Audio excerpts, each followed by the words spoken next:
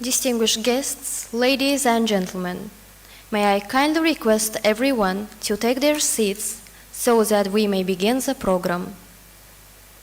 Hörmətli qonaqlar, xanımlar və cənablar, xahiş edirik, hər kəs öz yerində əyləşsin. Proqramımız başlayır.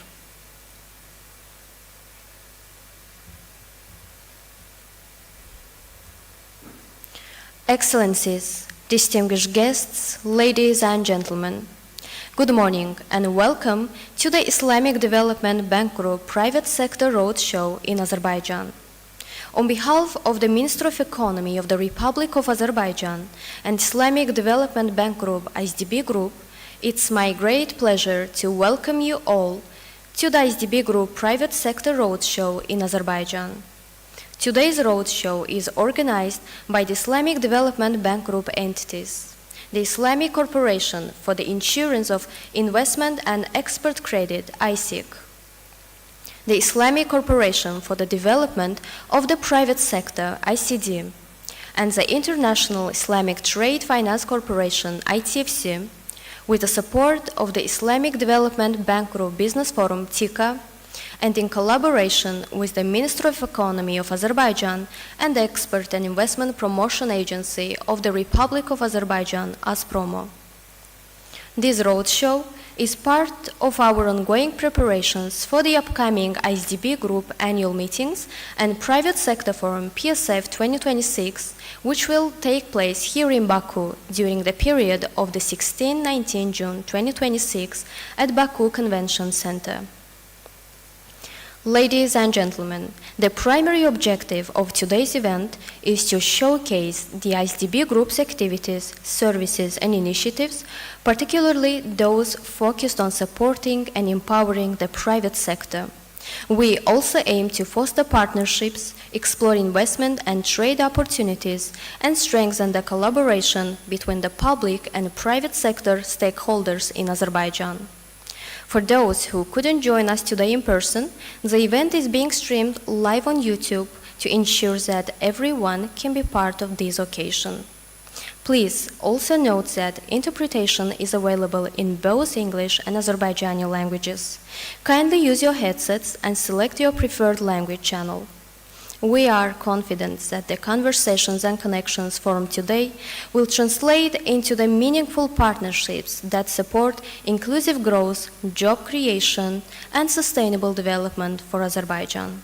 Once again, we thank you for joining us and we look forward to the productive and impactful event. Ladies and gentlemen, it's now my honor to invite Mr. Yusuf Abdullayev, Executive Director of the Export and Investment Promotion Agency of the Republic of Azerbaijan, ASPROMO, to deliver his welcoming remarks.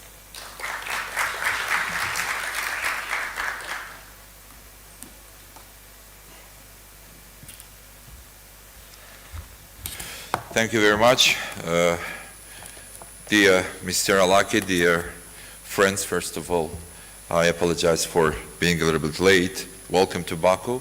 It's a great pleasure to address you at ISDB Group Private Sector Roadshow in Azerbaijan. Today's event is of a particular importance as it serves as an important preparatory platform ahead of the ISDB Group annual meetings and Private Sector Forum, which will be held in Baku on 16th, 19th June 2026.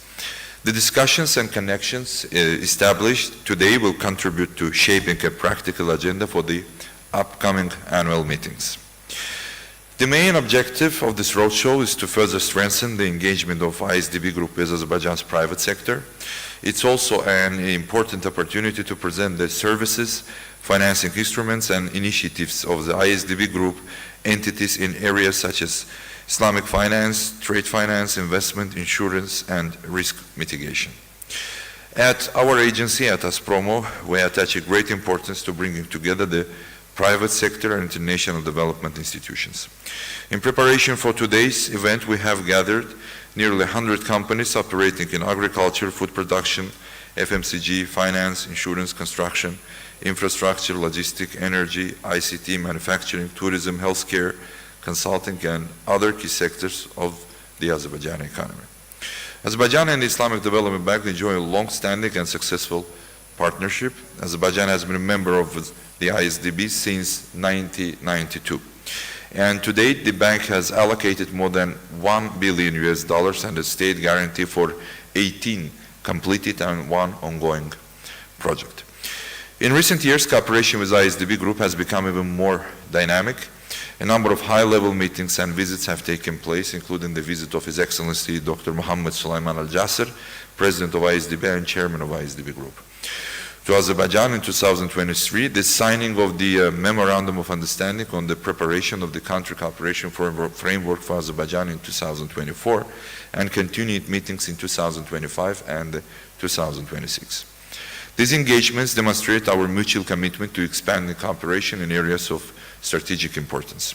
Our cooperation also includes the ISDB's reverse linkage program, which supports capacity development and knowledge exchange among member countries. Within this framework, Azerbaijan is involved in initiatives related to cotton development, water resource management, digital transformation, public service delivery, women's financial inclusion, and quality infrastructure.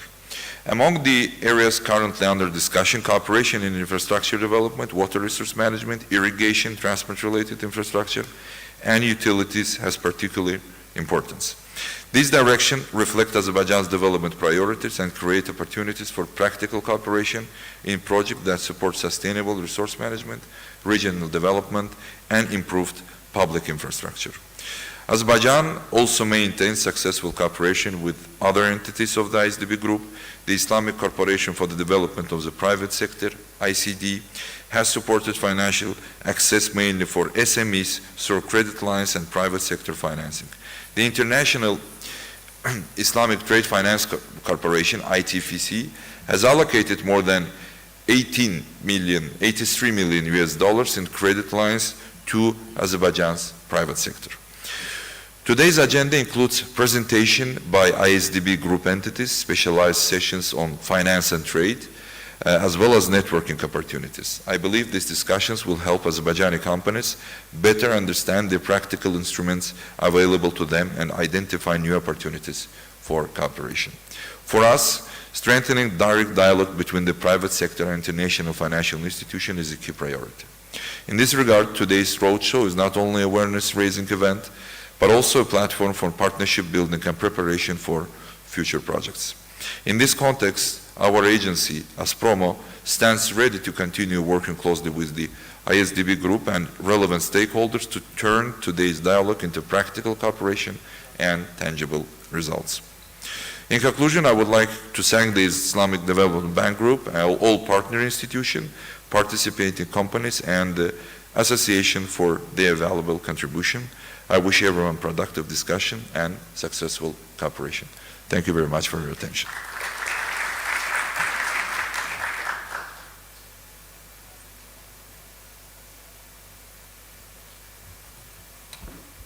Thank you, Your Excellency.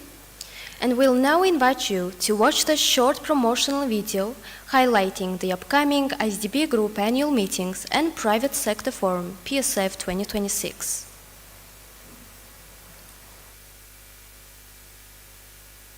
اجتماعاتنا السنوية في أذربيجان. Hoş gelmişsiniz, hoş gelmişsiniz, hoş gelmişsiniz.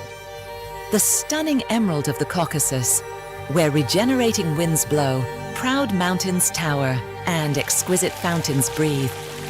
The land of vast plains and radiant civilizations, where the road of the silk meets the velvet ripples of the sea.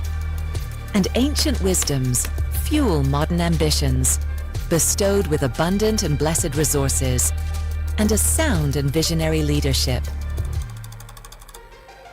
This is the vibrant country, where history is soon about to repeat itself. After 15 years, the Islamic Development Bank Group, the preeminent multilateral development bank of the Global South, once again convenes in Baku to celebrate unparalleled achievements and reinvigorate its promise for lasting accomplishments, for resilience, inclusion, and shared prosperity to reign high, for potentials to be unlocked, for people to be empowered, and for lives to be transformed.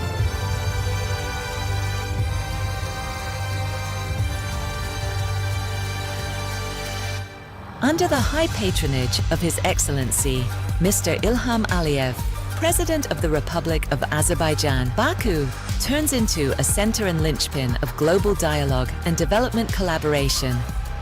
Join us in Baku, Azerbaijan, from June 16th to June 19th, 2026, when our governors, decision makers, and global development stakeholders from ISDB Group's 57 member countries converge from all over the world to craft pathways that lead humanity to a more innovative and inclusive world. For 50 years, we have built bridges that span generations and connect borders.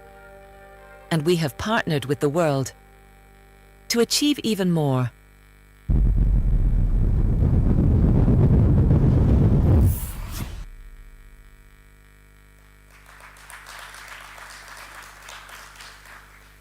Ladies and gentlemen, it's now my great pleasure to invite Mr. Yasser Al-Laki, Director of the Business Development Department in the Islamic Corporation for the Insurance of Investment and Export Credit, ICIEC, to deliver his keynote address.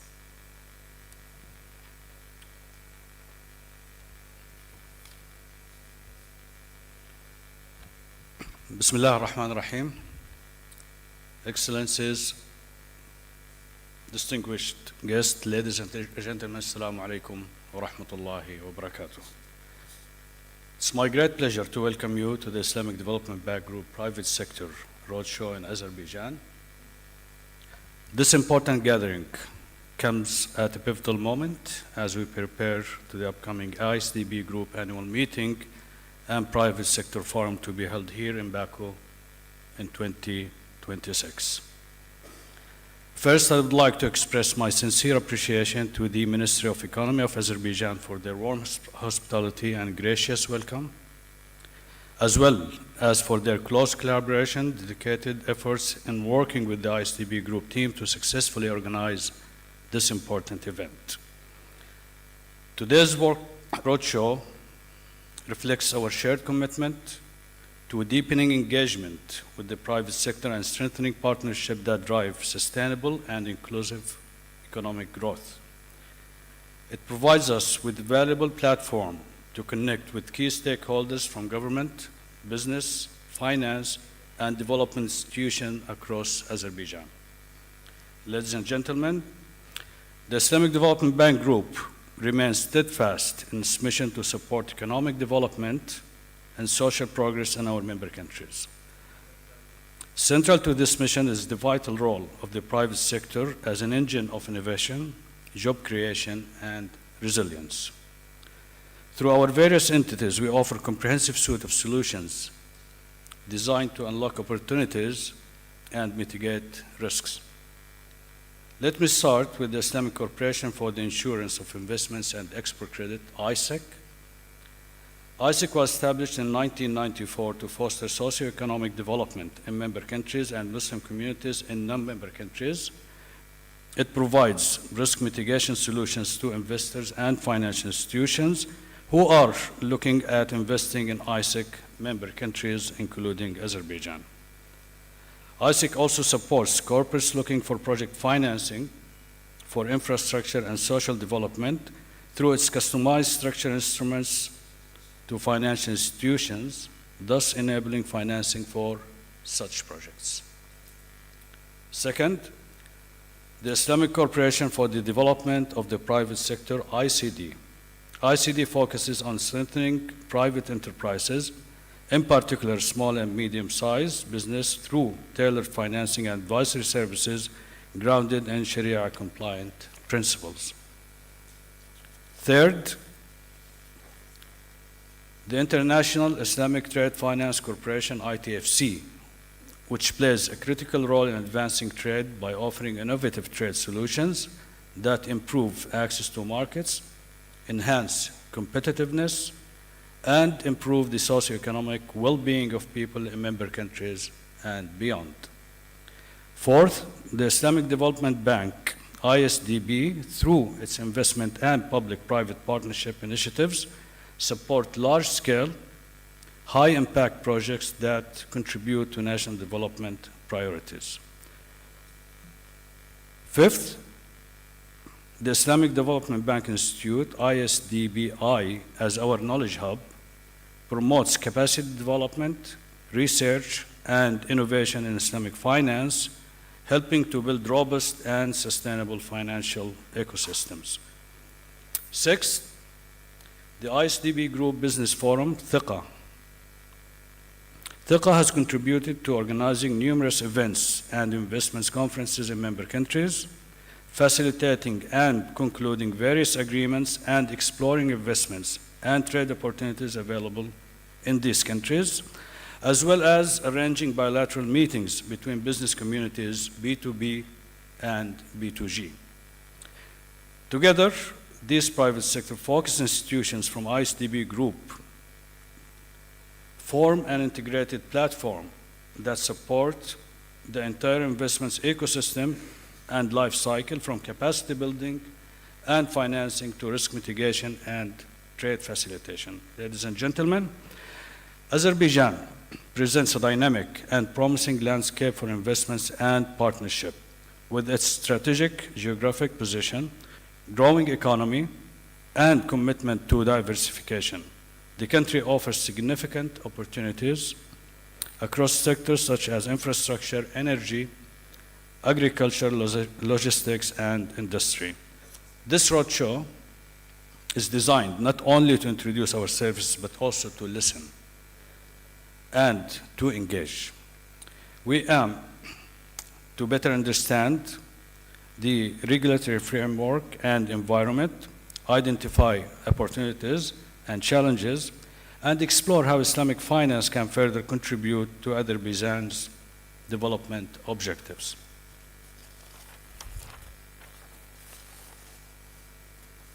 Equally important, today's discussion and interactions will help lay the groundwork for the concrete partnership. Through business-to-business engagements and targeted sessions, we hope to catalyze collaborations that translate into tangible projects and investments. Allow me also to emphasize that this roadshow is part of a broader journey leading to ISDB Group annual meeting and private sector forum in June. These flagship events will serve as a global platform for dialogue, knowledge exchange, and deal-making, bringing together leaders and stakeholders from across our member countries and beyond. We warmly invite you to actively participate in these upcoming events and continue the conversations we begin today. Ladies and gentlemen, I would like to express my sincere appreciation to the government of the Republic of Azerbaijan, in particular the Ministry of Economy, as Promo, for their strong partnership and support in organizing this event. I also extend my gratitude to all of our partners and participants for your presence and engagement. We are confident that today's roadshow will mark the beginning of stronger collaboration, deeper understanding, and impactful initiatives that will benefit Azerbaijan and the wider ISDB community. We look forward to working closely with you and to welcoming you again in Baku in June 2026. Thank you. Wassalamu alaikum wa rahmatullahi wa barakatuh.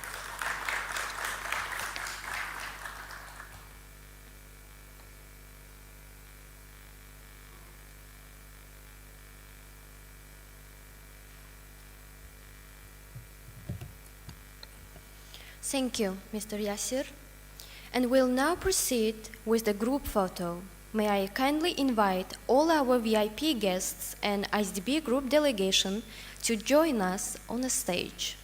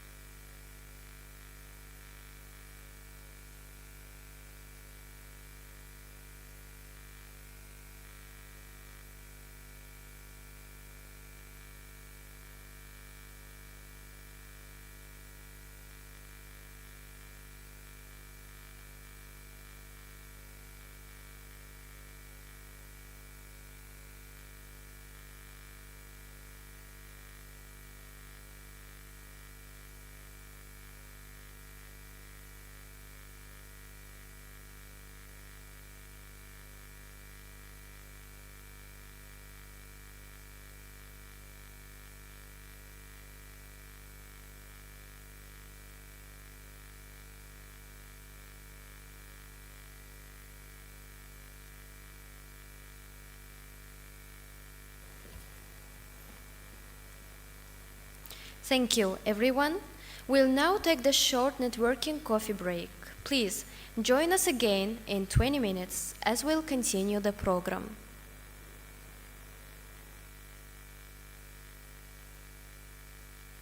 Ladies and gentlemen, please take your seats as we continue the program.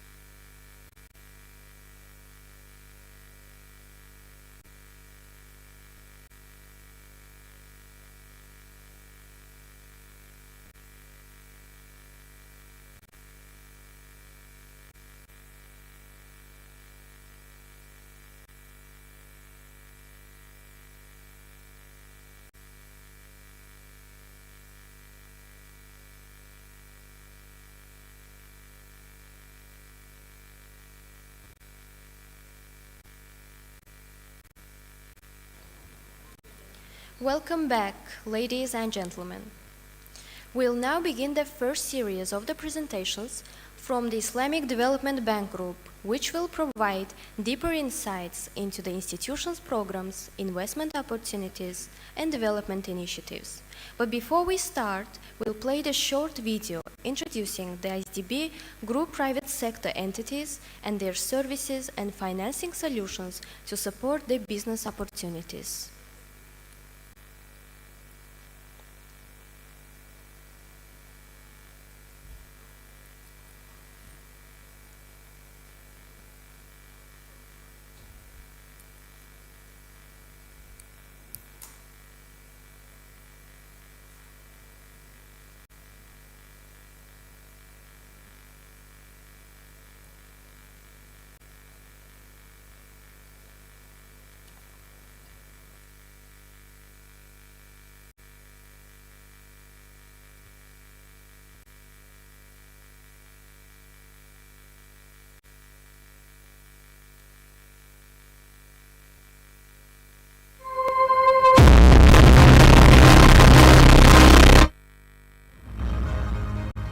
For countries to develop their economies, achieve sustainable development goals, and create new jobs, they need to have access to finance and be able to mitigate political and commercial risks. In line with the emerging needs of the private sector in its members' countries, the Islamic, which includes Islamic trade finance solutions, project investment, and Islamic insurance against business risk. Attracting investments and exports is vital to a thriving economy. The Islamic Corporation for the Insurance of Investment and Export Credit, ICIEC, helps OIC member countries achieve this goal through the provision of its insurance and reassurance solutions. These Sharia-compliant solutions enlarge the scope of cross-border trade and enable foreign investment by giving you confidence to enter new markets in a risk-mitigated manner. Our solutions can help unlock transactions, facilitating foreign investment while making your business more competitive. The Islamic Cooperation for the Development of the Private Sector, ICD, is mandated to support the private sector in its member countries. ICD builds partnerships to establish collective financing. ICD focuses its financing on development projects that aim to create job opportunities, encourage exports, and boost the economic growth of its member countries. In addition, ICD extends lines of finance to support small and medium enterprises, which drive the country's economic development. Briefly, ICD's solutions will help your business achieve its ambitions. We founded the International Islamic Trade Finance Corporation, ITFC, to catalyze trade. By enhancing intra-OIC trade, we contribute to the growth of imports and exports in our member countries to strengthen their economies. Integrated trade solutions, including trade finance and trade development programs, enables our member countries and private sector clients to access various trade solutions and benefit from cross-border trade activities. ISDB Group entities partner with different private and public stakeholders.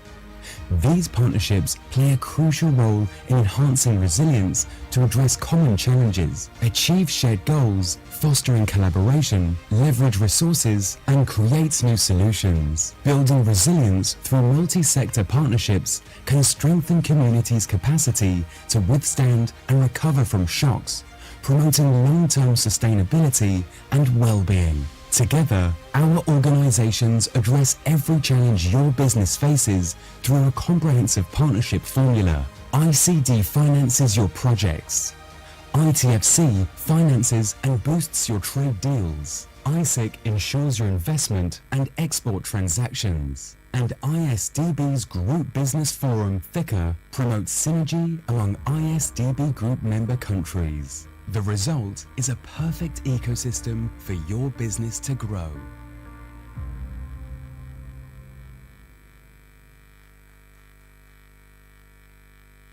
Ladies and gentlemen, we will now begin the first session of the presentation by the ISDB group entities, and I would now like to invite the speakers to come up on the stage to take their seats. Engineer Yasser Alaki, Director of the Business Development Department, representing the Islamic Corporation for the Insurance of Investment and Export Credit, ICIEC.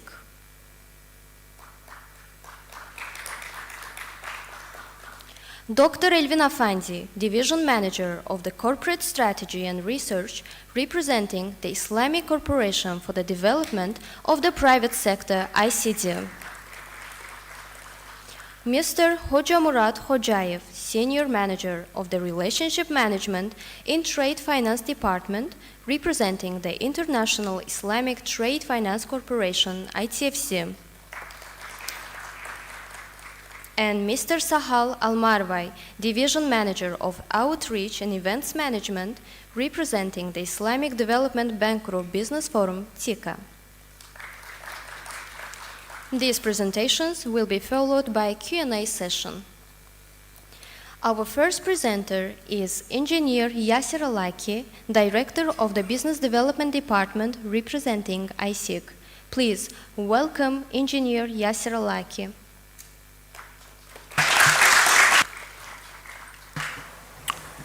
Thank you.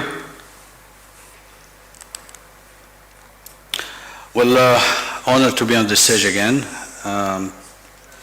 This time I'm going to focus my presentation on ICIEC, the Islamic Corporation for the Insurance of Investments and Export Credit. ICIEC, in fact, is the insurance arm of the ISDB group. Just to give a full picture of the group again, we have the Islamic Corporation for the Insurance of Investments and Export Credit, the Islamic Development Bank Institute, ISDB, the Islamic Corporation for the Development of the Private Sector, ISD, and this International Islamic Trade Finance Corporation, ITFC, in addition to THIQA.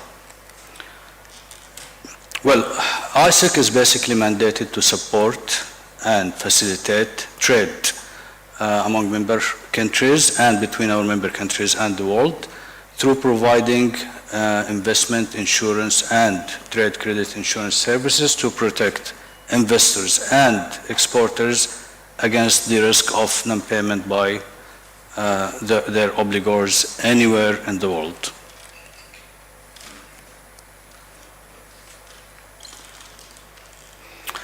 So let me focus on Azerbaijan, though what I'm going to say applies on all member countries, but just to give a clear picture on what we do, we basically help exporters from Azerbaijan to export to anywhere in the world while we take the risk of non-payment of their importers. So exporters from Azerbaijan don't need to ask anymore for guarantees or letters of confirmation from their importers. We can provide through our underwriting assessment on the risk of their buyers anywhere in the world through the credit information system. We can provide them with insurance wrap to cover the risk of their importers. We also encourage investments coming to Azerbaijan from anywhere in the world, not necessarily from member countries, by providing our insurance wrap to protect the investors against the what we call the country risk, political risks, including wars, civil disturbances, expropriation, and so on. So this gives more comfort to the investors or to international banks financing investments in Azerbaijan.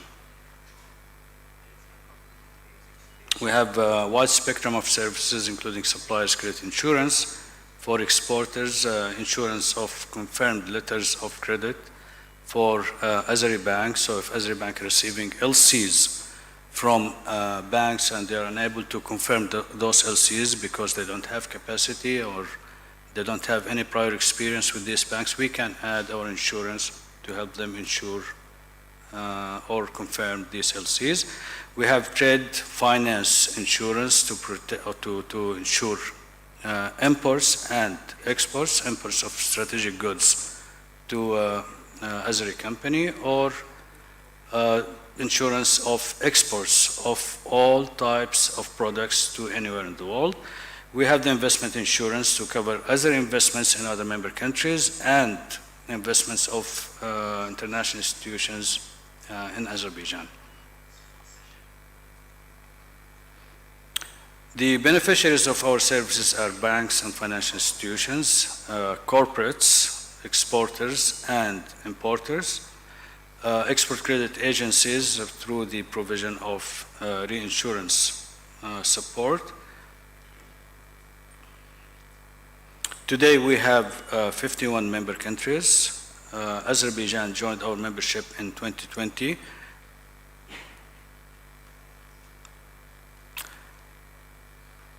Since inception in 1994, we have covered around 140 billion US dollars, including 31 billion under the investment insurance and 107 for trade insurance.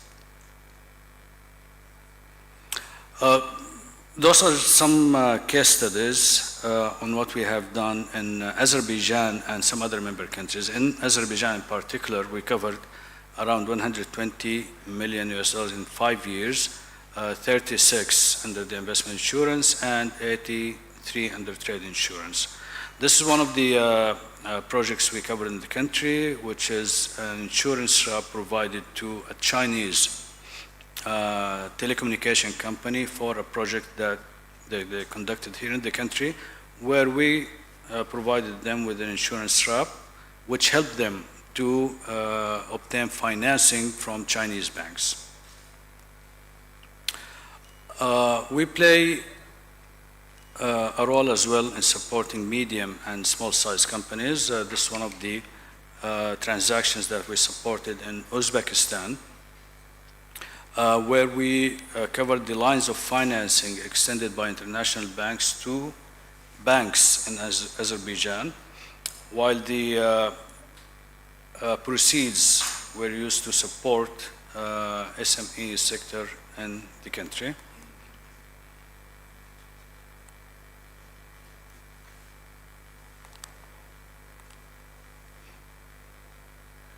This is also a line of financing extended to the Black Sea Trade and Development Bank to support small and medium-sized companies in Albania, Azerbaijan, and Turkey. Another transaction in Nigeria, Lagos, this under the investment insurance, and it includes actually trade and investment insurance, where we cover the country risk and the non-honoring of obligations. The high-speed railway project in Turkey, we played also a vital role in that one. It was extended to MUFG, a Japanese bank, where we covered the non-honoring of sovereign obligations of the Turkish government.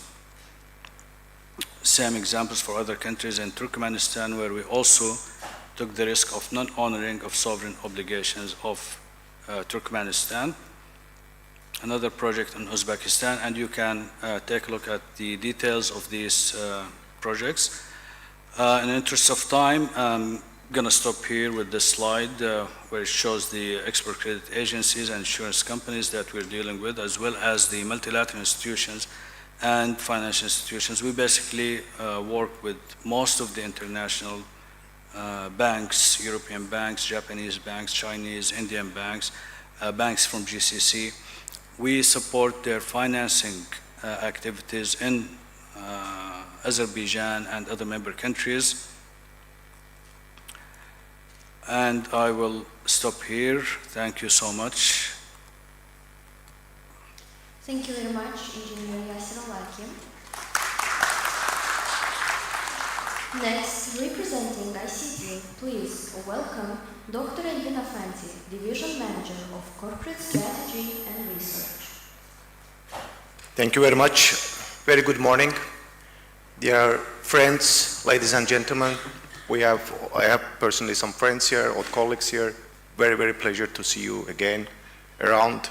And thank you very much for attending this roadshow today, which is basically a platform that we assume will be helping us to unpack the potential private sector interventions of the group and be more beneficial for the country, my dear country, Azerbaijan. The short video you saw in the beginning, it basically gives you the clear idea that in the whole ISDB group, with different entities we have, basically we are trying to bring the wholesale, the holistic 360 solution to the private sector.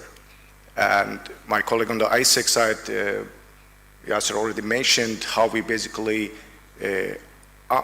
help to make the projects bankable and less risky for the private sector to be involved in, while ICD comes with more of direct intervention to the private sector. So that entity was established in 1999. I was told that you need to press a bit hard, even stronger. Okay. So we have been established in 1999 with the sole mandate of serving the private sector with our own risks and risk sharing. So basically, this means that in our mandate, we are not even allowed to take any sovereign guarantee for our project interventions. So we are working with the private sector, holding hand in hand and doing business together to make sure that we support a business. And we have a capital base of 56 member countries. Compared to the ISDB, we have one less member country. And in addition to our shareholder structure, we have, as a member countries, we have also 5 public financial institutions from member countries that also have a share in our capital and supporting us in our business. And also the institution is rated by all 3 the popular rating agencies. And our presence is across the world, and you pretty much know it's the same footprint we have for the ISDB and ICD when it comes to the different member countries, all the way from Latin America to the Far East Asia, Africa, Middle East, Central Asia, etc. And we have also Europe member countries like Albania, Turkey. So what we are basically offering as a product suite, although my colleague later in the next session, Mr. Ulan, will be giving you more deep dive on our specific tailored product on the, we call it line of finance and other project financing tools that we basically using to support the private sector. But here I'll give you a bit of a more broader picture. So what kind of product suite or the solutions we have as far as the private sector interventions of ICT is concerned. Line of finance definitely is our product, basically helping us, or for those who are not that much familiar with the terminology around the conventional and non-conventional financing, is in conventional financing is like credit line basically. We extend to our local partners, financial institutions, and we have some of them here by the way, which basically with the objective of supporting and helping the small and medium enterprises to grow and prosper in different jurisdictions. Why we do that? We are, as I said, we've got a bit of a wholesale bank. We can't be directly supporting or financing small and medium enterprises because of different reasons, including transaction cost, because of the ticket size, etc. So what we do, we use our local banks, financial institutions as our solid partner to do that mandate for us. And also we have some equity business where we see some ecosystems that Islamic finance is a bit of on the premature level. We need to have our own footprint, having our own financial institution to further support the Islamic finance industry. We go to those countries with our stake in different financial institutions, being it leasing companies, we call them ijara companies, or Islamic banks. On top of that, we do also the advisory support and services, both on the corporate side and also on the aspect of the Sukuk advisor I will talk later. We also super active in the capital markets through our resource mobilization, syndication activities. We know that, being a 2 billion size assets, the size institution is not gonna help at all to serve our 56 member countries as far as the private sector development is concerned. So what we do, we basically mobilize resources from the market as much as we can through the co-financing, syndication, and different ways and means basically to bring more impact and higher impact to the communities. And Sukuk advisory is also part of it in the sense that we help some member countries to issue their Sukuk. We have been successful, for example, around 5 member countries, especially in Africa, to help them to issue their first ever Sukuk. And I'm very proud to say today that, as the ISDB group, we are also working actively with the Central Bank of Azerbaijan to issue a first ever Sukuk framework for the country. That will basically pave the way for future Sukuk issuance in the country at the sovereign level and in the later stage at the corporate level. And in addition to our indirect support of the SMEs, etc., we also go for the big ticket size corporate financing and project financing deals. Those projects that we see that local financial institutions are not necessarily willing to invest because of different reasons, because of ticket size, because of sophistication of the business, etc. Then we come in and replace the financial institutions and directly invest on those corporations or the big infrastructure projects. And very simple and the live example I keep always saying, the first ever shopping mall in Azerbaijan, Park Boulevard, was invested by ICT back that time. So that was the first ever business that was not well known for the private sector. So we came in and basically took the risk and invested on that. So this is also showing you the different set of products in the bit of different the framework. First of all, whatever we do in our member countries, we do it with the educative, informed way, meaning that we first need to make sure that we are actually supporting the member countries' private sector by addressing their binding constraints. And as per the research, what we found mainly in our member countries, private sectors, most binding constraints are access to finance, access to infrastructure, and access to network.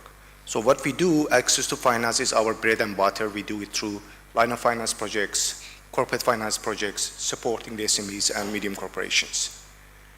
Access to infrastructure is equally important for the private sector to have the physical and social infrastructure in place. We do it through our power, transportation, energy, and education health projects as well to make sure that we have a conducive environment for the private sector to up and run the business.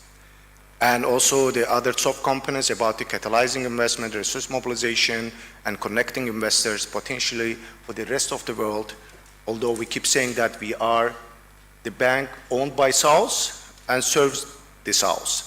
So we are South-South bank. But still we have a very diverse set of member countries with the different level of Islamic finance industry development, capital markets development, etc. So we have like Gulf countries pretty much with a high illiquid amount of Islamic capital, while as we have other part of the world like Africa, for example, they need more capital. So we basically also play a platform role connecting these geographies and clients to utilize from each other's competitive advantage. So this is very quick in the nutshell, like since inception, 1999, we managed to approve more than 450 projects, which culminated in more than 7 billion of approvals and nearly 6 billion of disbursements, again, across the 40 plus member countries.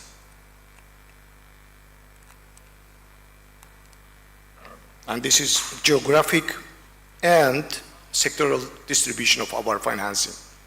So as a finance, you may see that obviously financial sector industry is taking the largest toll in our approvals. That's not because we are more into the speculative business, doing more often the financial sector direct investment, not necessarily. That biggest bulk of this investment is in the line of finance business, which is ultimately serving the small and medium enterprises, as I alluded earlier. And industry and the mining, energy, funds, transportation, etc., they're also having the great the share in our approvals and disbursement figures. In terms of sectoral allocation, ECA, we call it Eastern Europe and Central Asia, that's where Azerbaijan also sits, is taking the highest chunk of our investment. So we are pretty much very active in this part of the world, including Azerbaijan and other member countries like Uzbekistan, Kazakhstan, etc. And then we have definitely Middle East and North Africa and Sub-Saharan Africa also having some share in our approval figures. Definitely what we do all this, why we do all this, we are not a profit maximization institution. Compared to the commercial banks, we are not proud of our profit making, that this is how much our net income, etc. We are proud of our development impact. Profit is coming our supplementary objective to make sure that we are financially sustainable. But the most important is maximize development impact in member countries. So that's basically is now mapped through our so-known SDGs. We basically invest on 3 SDGs, 7, 8, and 9, on infrastructure and decent jobs and energy, which also basically engage partially with other 2 SDGs, SDGs 13 and 17, and ultimate impact is basically seen in the poverty reduction, job creation, gender equality, etc. And that the next slide will basically show you, should be the, okay, this slide will show you basically our last year, 2025, footprint on the development impact. So you might see that, you know, we are measuring our impact across different metrics and indicators, including job creation, SME support, access to finance, access to Islamic finance, even the number of patients we served, etc. And we do it post and pre-project evaluation. Whenever we assess the project and approve in our investment committee, we already have a clear map how much impact this project will create. And when the project is concluded we do post-evaluation to make sure that those targets and objectives are met. So basically, this is the format we do to make sure that we are held accountable in front of our all shareholders, including the government of Azerbaijan, with the unique mandate we have been established to make sure that this is serving the mandate by creating different development impact. I think the last slide is a bit of obvious, like we don't do it alone. We can't do it alone. We have very solid partners across the world, different set of MDBs, DFIs, development financial institutions, and also some big financial institutions across the world. Basically, we work hand in hand to make sure that those all unique mandate and ambitious plans are accomplished with the better impact and higher impact. I think I'll stop here. Thank you. Thank you very much, Dr. Elvin. And our next presentation will be delivered by ITFC. Please welcome Mr. Hoca Murat Hocay, Senior Manager of the Relationship Management in Trade Finance Department. Assalamu alaikum. Good morning, everyone. I will be delivering a presentation on behalf of ITFC, which is the trade finance arm of Islamic Development Bank Group.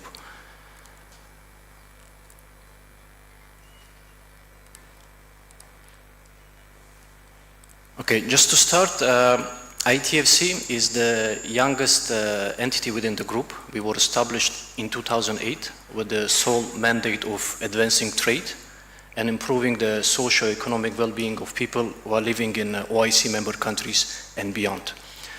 Since inception in 2008, we have provided more than 92 billion of trade financing solutions, covering beneficiaries from public and private sector, including SMEs in OIC member countries. As per the mandate given to our institution, we can operate in all 57 OIC member countries. We don't have any restrictions. And currently, we have active projects in more than 30 member countries, covering regions such as Asia, Central Asia, Middle East, North Africa, Sub-Saharan Africa, and also South America. Basically, our vision is to be the leading provider of trade finance solutions, which covers both trade finance and trade development and capacity building interventions for the benefit of member countries. And we position ourselves as a catalyst for trade development among the OIC member countries and beyond. Our institution is rated by Moody's. We have a rating of A1, and we were able to maintain this rating since 2017 with a stable outlook. Our mandate is basically, as I earlier mentioned, to advance trade, and through advancement of trade is to improve the lives in OIC member countries. To give you more background on what we've done so far, since our establishment in 2008, we did 92.1 billion of approvals. From among this approval, almost 78 billion was dispersed. Given the demand that is coming from the member countries, 60% of this financing, basically 60% of 92 billion, is the funds which are mobilized from international and regional markets.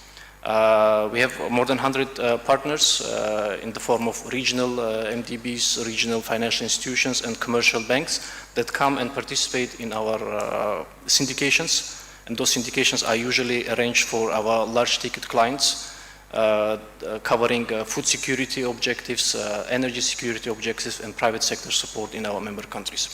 Only in 2025, we did around 9.3 billion of approvals, and from this 9.3 billion, 7.5 billion was already dispersed. And as you can see from these approvals in 2025, 6.4 billion of this approval was allocated to our member countries to support their energy security objectives. And then 1.5 billion is allocated to support food and agriculture sector, basically food security. And the remaining 1.2 to 1.3 billion is basically to support the private sector, especially SMEs. And we, from this 9.2 billion of financing that was allocated 9.3 financing will allocated in 2025. 32% of this financing is basically earmarked to support least developed member countries. If we give more numbers, since our mandate is to advance trade among the OIC member countries, from the financing that we have allocated since 2008, around half of it, 44 billion, is basically dedicated to support specifically intra-OIC trade, meaning the trade flow, import-export operations between the 57 OIC member countries. And since inception, we have mobilized close to 50 billion of funding from regional and international markets to support different trade financing needs of our member countries. The products that we use are basically, we use Muraba, and then we also, it's a funded site. We can do Salam, Istijrar, supply chain financing, and on an unfunded side, to facilitate the trade, we have LC confirmation and coverage products, which I will be covering in more details. This is again, this chart shows what we have done since inception. I will not be repeating myself. And this chart shows the disbursements, and with average 7 to 8 billion disbursement on annual basis. We have done 77 billion so far.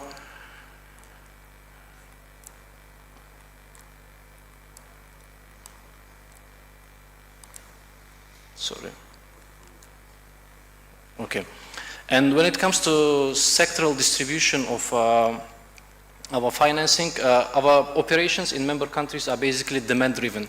What I mean by demand-driven is that usually for large tickets, which are public sector or sovereign-backed financing, we receive a request from our member countries, from the governments, to support their different financing needs in line with their national development objectives, let it be security, energy security or food security objectives. Given this, majority of our financing, as you may see, 69% is dedicated to support the energy security objectives in our member countries, and the remaining are basically is food and agriculture sector, and by financial sector is basically line of trade financing solutions or Muraba financing solutions that we offer to our partner financial institutions and banks with the ultimate objectives of supporting SMEs in member countries.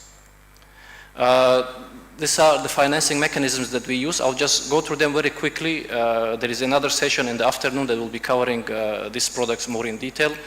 As per the mandate, as I earlier mentioned, we can work with corporate clients, we can work with SOEs, we can work with the governments and the private sector. So when we work with SOEs or government-backed financing, or let's say large private sector corporates, we usually use the Reg Muraba financing, which is simple. We buy the products that is needed, put our markup and sell it back to our beneficiary. It can be pre-export, it can be import financing, and sometimes we also do local trade. The second one is line of trade finance program. It's basically a product which is earmarked to support the trade finance needs of SMEs. We have Muraba financing with FIs. This product is dedicated more on to work with banks that has a license to offer Islamic financial solutions. It can be an Islamic window, or it can be full-fledged Islamic bank. We also do deferred Muraba, or we call structured trade finance, where as a financier we buy, let's say, certain commodities that are needed for our clients. We store them in a certain warehouses, and then depending on the needs of the clients, we release them on a periodic basis. This is what we call structured trade finance. I already covered syndication. These are the main products that we use currently in ITFC.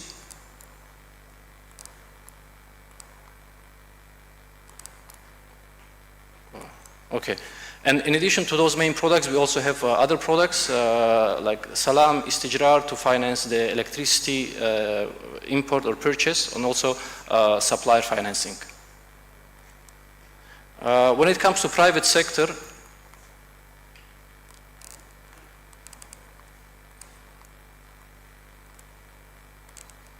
okay. When it comes to private sector, so far we have done close to 20 billion of financing since inception.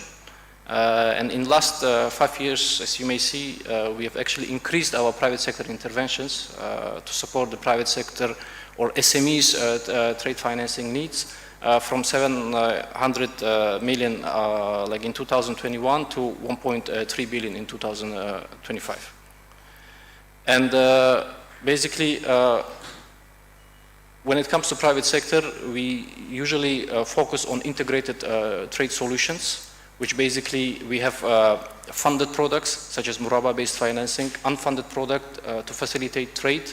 It can be LC confirmation, it can be coverages, and in addition to this, we have trade development programs, which I'll be covering in the next slide. And so far, as I said, we did 20 billion of financing since inception, and currently we have around 52 clients in our private sector portfolio. Majority of these clients are represented by regional and local financial institutions and banks.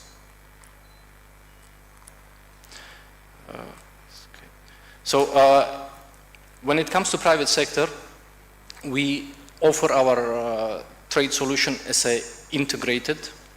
It means that trade financing goes hand in hand with trade facilitation and trade development.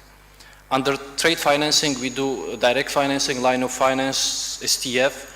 Trade facilitation are basically unfunded solutions that we have. And in addition to these two components, we have also trade development, where we actually offering technical assistance, capacity building, and advisory programs to support SMEs and private sector in our member countries. When it comes to syndications, as I earlier mentioned, we work with more than 100 partners globally, and these are some of the names that usually come and join our syndication when we structure the large ticket financing. It can be in favor of governments, SOEs, large corporates, or banks to support the SMEs.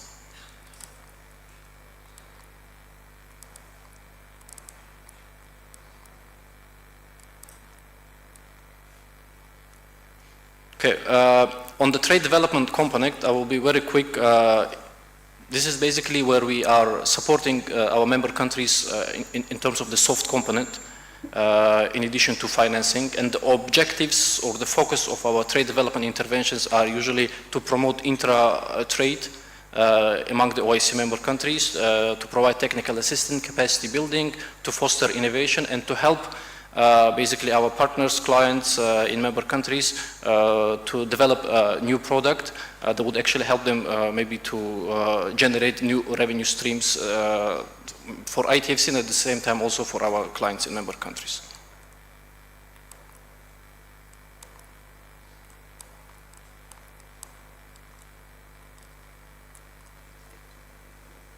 Where? Okay. Okay. Main functions, it's basically, as I said, trade development, business development, advisory services. On the trade development, we focus on the regional trade cooperation. We focus on integrated trade solutions, and we focus on technical assistance. On business development, basically we focus on supporting our clients to develop Sharia compliant products, new business lines. We also have a trade development WACF fund.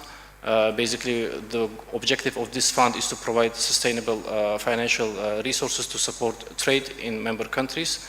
And we foster also business innovation.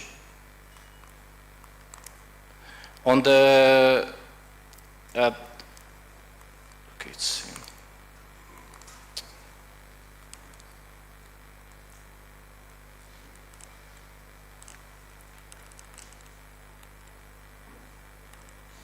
Okay.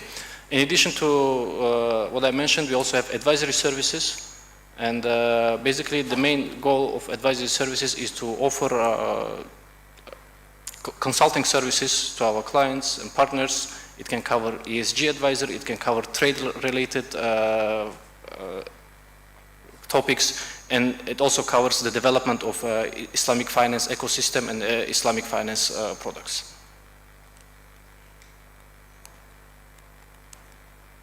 Okay, when it comes to Azerbaijan,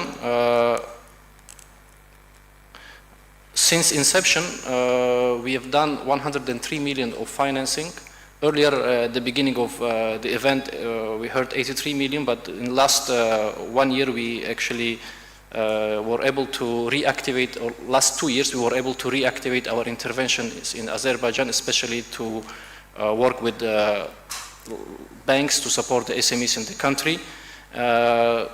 We now have two active partners, I should say, in Azerbaijan. It's Rabita Bank and Turan Bank. To each bank, we have allocated 10 million, and this financing basically are arranged to offer funded and unfunded trade financing solutions to SMEs in Azerbaijan. In addition to trade finance, we also have the trade development component. And through this trade development components, we have delivered several capacity building activities focusing on trade and workshops focusing on trade and Islamic finance, where also beneficiaries from Azerbaijan financial sector banks participated.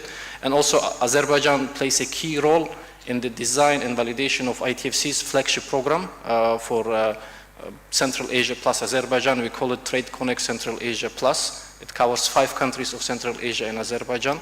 And this program was launched in 2024, and Azerbaijan is one of the basically main players in this program.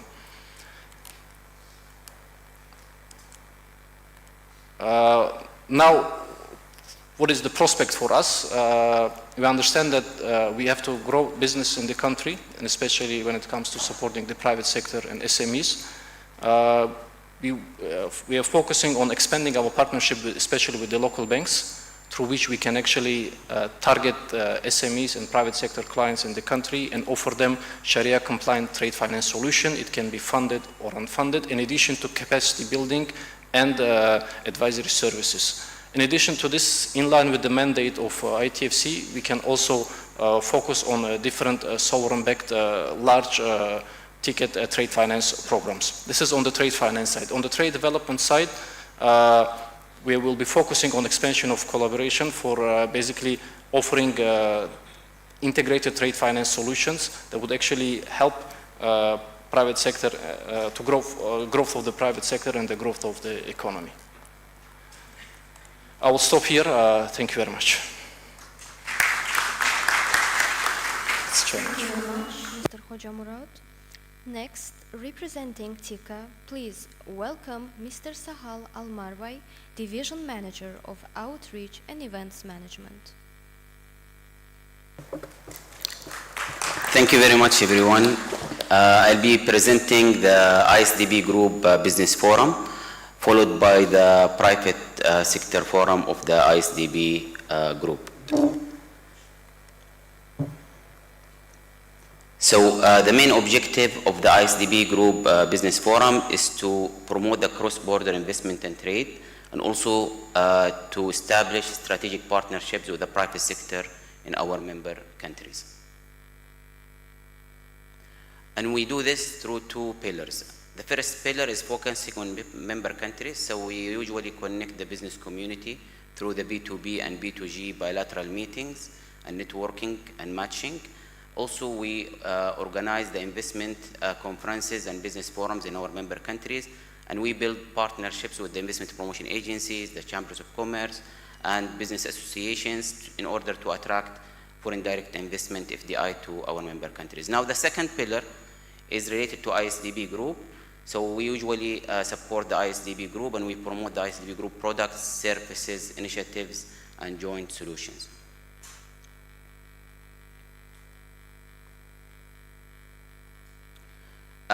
During the last 3 years, we have organized more than 200 events in more than 40 countries. We have also promoted and facilitated more than 2,000 projects and opportunities. And at the same time, we have implemented several initiatives in more than 30 countries. And TICA has a database of more than 100,000 contacts, from member countries, including Azerbaijan. And it's going to be a good opportunity to connect with the private sector in Azerbaijan in order to promote the projects and initiatives of other industries in the country. Also, we have facilitated more than 1,500 B2B and B2G meetings during our conferences. We have also our office in Jeddah. So we have hosted and facilitated more than 250 B2B meetings. And by the way, it's a business hub that is, equipped with the latest audio visual communication system. And all the private sector companies and the chambers of commerce and investment promotion agency, they are welcome to use the office because this is our mandate. To facilitate, the networking with GCC and or Saudi Arabia once, any official delegation come to Azerbaijan, to Saudi Arabia. We have also signed several projects and agreements with investment promotion agencies, international organizations, chambers of commerce, and investment and other partners in order to facilitate and promote the private sector, to business community.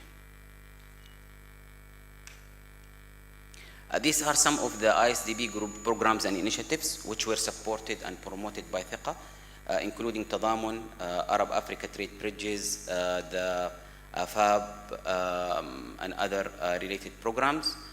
Also, ثقة is managing the Arab Coordination Group, outreach and events and communication. By the way, the Arab Coordination Group is the second largest donor in the world after DAC. So we will be having a private sector session during the annual meeting and the private sector forum. I'll be speaking about the private sector forum later. And it's going to be a good opportunity, because they have different functions, related to the private sector. We have also implemented several initiatives in our countries, including Azerbaijan. For example, digital country presentation, the Made in Series, and the startups competition. And these are some of the links and promotional materials which are available outside in the exhibition area, where you can find more information about ثقة. Now I'll shift to the ISDB Group Private Sector Forum, and we have a short video, and then I will continue my presentation.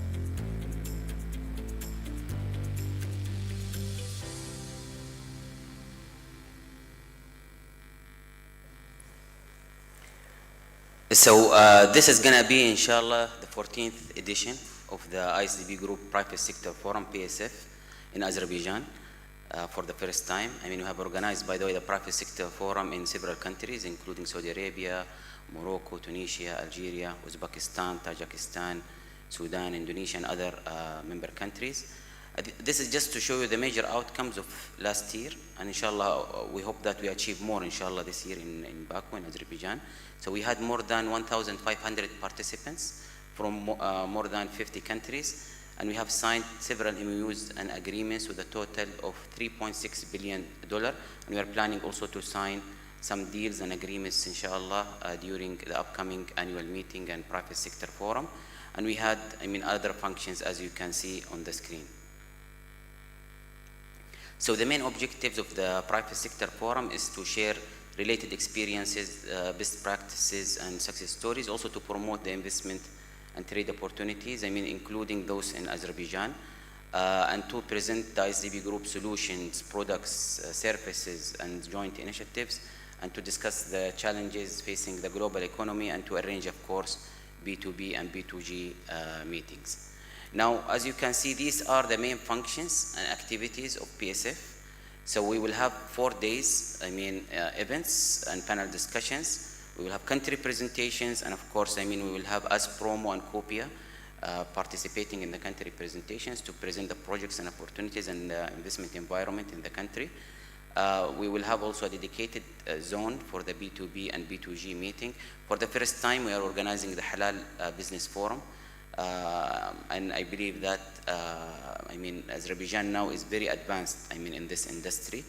Of course, we will have the Investment Promotion Agency Capacity Building Workshop in close partnership with our colleagues in ASPROMO and the Ministry of Economy. We will have the startups competition. This is a very important competition. I'll speak about this later. And of course, the exhibition of PSF.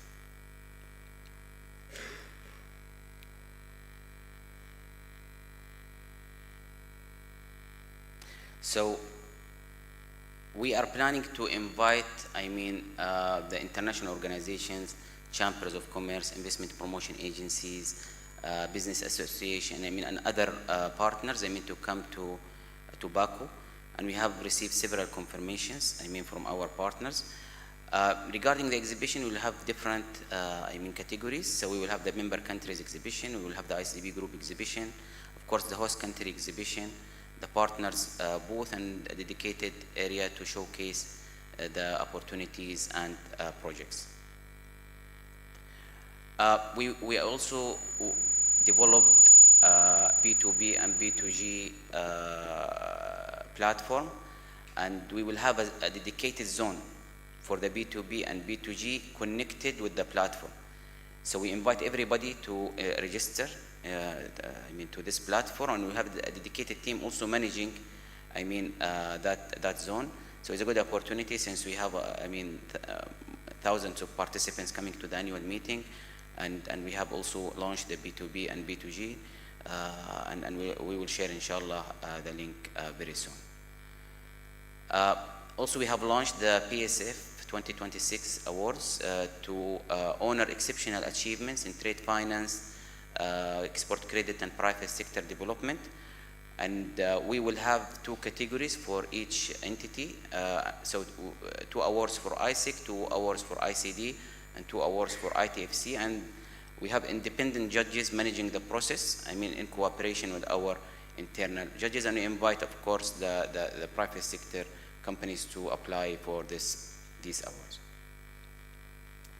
As I have mentioned before, we will have the 5th edition of the ISDB Group Innovation and Startups competition. We are, doing this with in close partnership with ASPROMO and Copia, and we will have 3 categories. The first category is financial technology and cybersecurity solution. The second category is sustainability, agri-tech, and food security solutions. And the third category is human development and social services solutions.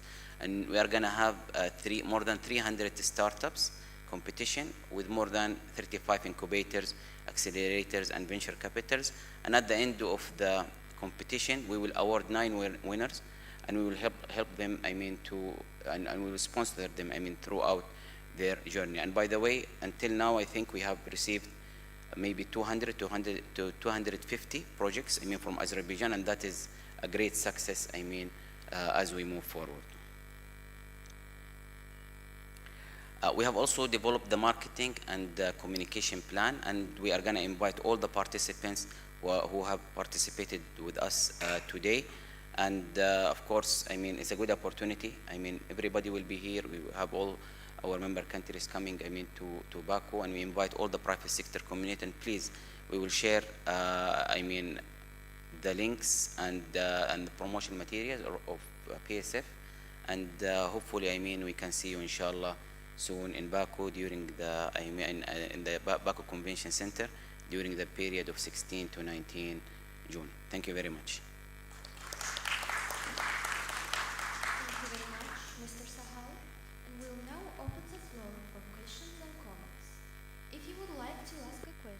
Kindly raise your hand and wait for the microphone.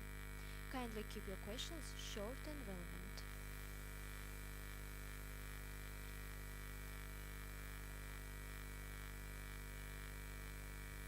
Yes, please. We have the microphone. Can you please just pass it out?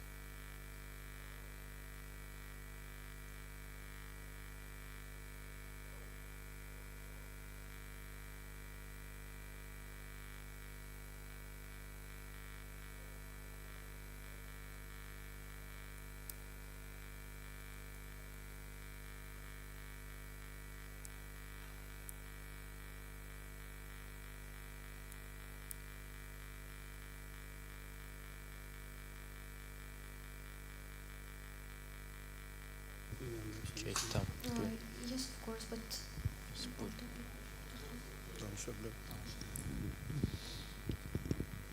Salamlayıram hamınızı.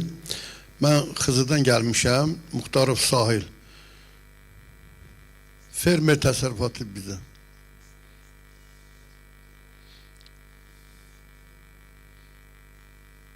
üzr istəyirəm, zəhmət olmasa qısa və Qısa.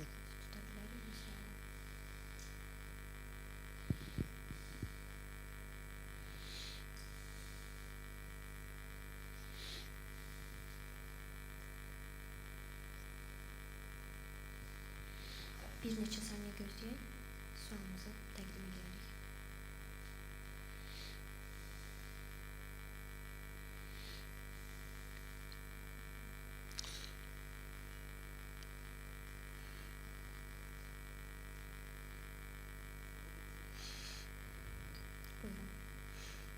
Mən təkrar deyirəm bir də, mən Xızıdan gəlmişəm, özüm fermerəm. Neyse fermerlerden, ümumiyyətlə kənd təsərrüfatında heç danışılmadı. Bu barədə biraz məlumat istəyirəm.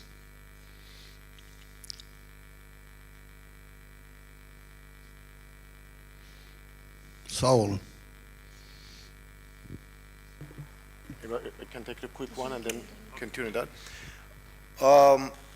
Yeah, the whole ISDB group is basically putting utmost importance on the agriculture sector and in terms of investment as a strategic sector.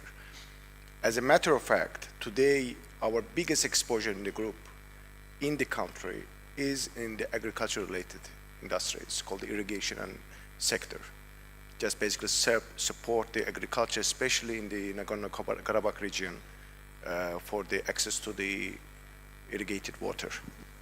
And on top of that, each entity has its own specific, unique role in terms of supporting the private sector. Like I'll maybe take the case of ICD, and then definitely my colleagues in ITFC and ICIEC, they can provide their inputs as well. ICD, we directly invest on the bigger size corporate projects and corporate sector in agriculture sector. As a matter of fact, maybe Mr. Ulan later in the session will tell you about that. We have some few dairy companies that we are currently considering for investment. On top of that, we have also our line of finance channel where we invest, channel our money to commercial banks in country with the purpose of reaching out to the small and medium enterprises like yours, small farmers, SMEs, microfinance institutions that basically can get the Islamic finance facility from our agent commercial banks. And you should be feeling free. At least right now we have 2 agent banks, Rabita Bank and Turan Bank. They have a facility from ICD, and if you have a business case for any expansion of your business on the farmer sector, etc., you can definitely reach out to those banks, and they will act as like ICD representative in Azerbaijan. Maybe I'll stop here and give floor also to ITFC and ICIEC a little bit more. Well, thank you very much, and I apologize for not specifically mentioning what we are doing for agriculture sector, especially the farmers. Just to add what my colleague mentioned on the group level, between 2022 to 2025, a specific program was adopted, calling Food Security Program. And the ticket size of that program was $10 billion to support agriculture sector in different member countries. And from that 10 billion, 3.5 billion was already allocated by ITFC, and that financing was allocated basically to help member countries to import agricultural inputs. It can be fertilizers, it can be seeds, It can be diesel or petroleum products. That's in the, at the group level. When it comes to ITFC specifically, as I earlier mentioned, we have financing and let's say trade development initiatives. And under our trade development initiatives, we have different flagship programs. Like for example, in some member countries, we are supporting the farmers who are in the coffee sector. In some member countries from Africa region, we are supporting farmers who are in the producing cotton. And those financing is actually channeled either through specific government programs or through our partner banks that we extend financing, and that financing is ultimately focusing on supporting the private sector, SMEs and farmers. In addition to this, we also, in some member countries, we are working with microfinance institutions. From the region, I can give example of Kyrgyzstan, is one of the countries we are very active with when it comes specifically to microfinance. And our main beneficiaries when it comes to microfinance are small entrepreneurs and farmers that are actually doing their business in agriculture sector. So this is in a nutshell, and would be happy in general, given the fact that this year ISDB Group annual meeting is in Azerbaijan, and we are seeing momentum, growing momentum, in terms of what we can do in the country. Would be happy to see what we can do in terms of trade finance and trade development activities, focusing on agriculture sector and especially farmers. Thank you.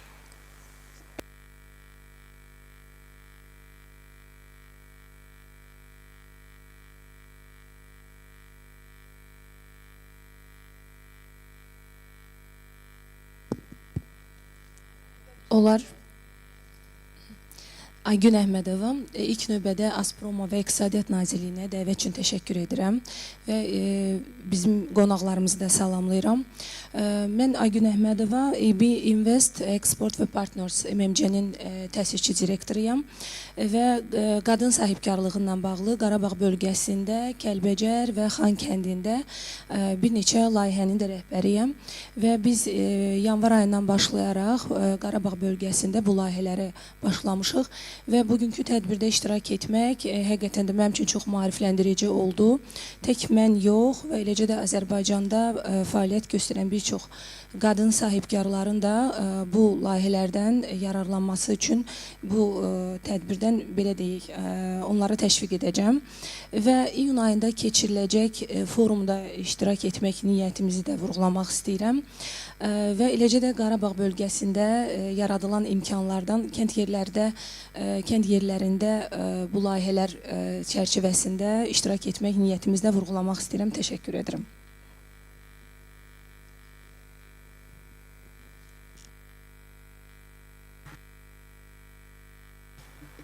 Just very quickly reflect on the Ms. Aygün's point on the women entrepreneurship and specifically in the fragile settings. ICD has proudly done a couple of projects actually in conflict-affected countries. Like in Yemen, we had a project called the Brave Woman. That what we did, basically, we supported the woman-led entrepreneurs to grow their business. That was very unique across all the MDB space, that we basically help those women, especially on those regions that they are facing the fragility and conflict, to have the full support of an institution like ICD. And we are right now also at ICD side in consideration of having a thematic focused line of finance facilities for women-led entrepreneurs. That maybe my colleague later, Ulan, will talk about. And as a matter of fact, in ISDB, we have Youth and Women Development Department as well. And by the way, we had yesterday Youth Roadshow in one of the universities in Azerbaijan, and our colleagues, and Zainab is here, she was part of that roadshow as well. We talked a lot about how we basically, as a whole group, supporting the youth and women in our member countries. Thank you. I apologize if I may add a couple points here to what just mentioned. On the ITFC side, when it comes to women entrepreneurship in general, we have already structured some programs in some other member countries, and If I give an example of a region, for example, in Uzbekistan, we have 4 partner banks through which we have extended dedicated line of trade financing solutions, and those fundings are earmarked to support women entrepreneurship. So the same approach can be implemented in different member countries, OIC member countries, including Azerbaijan. Thank you.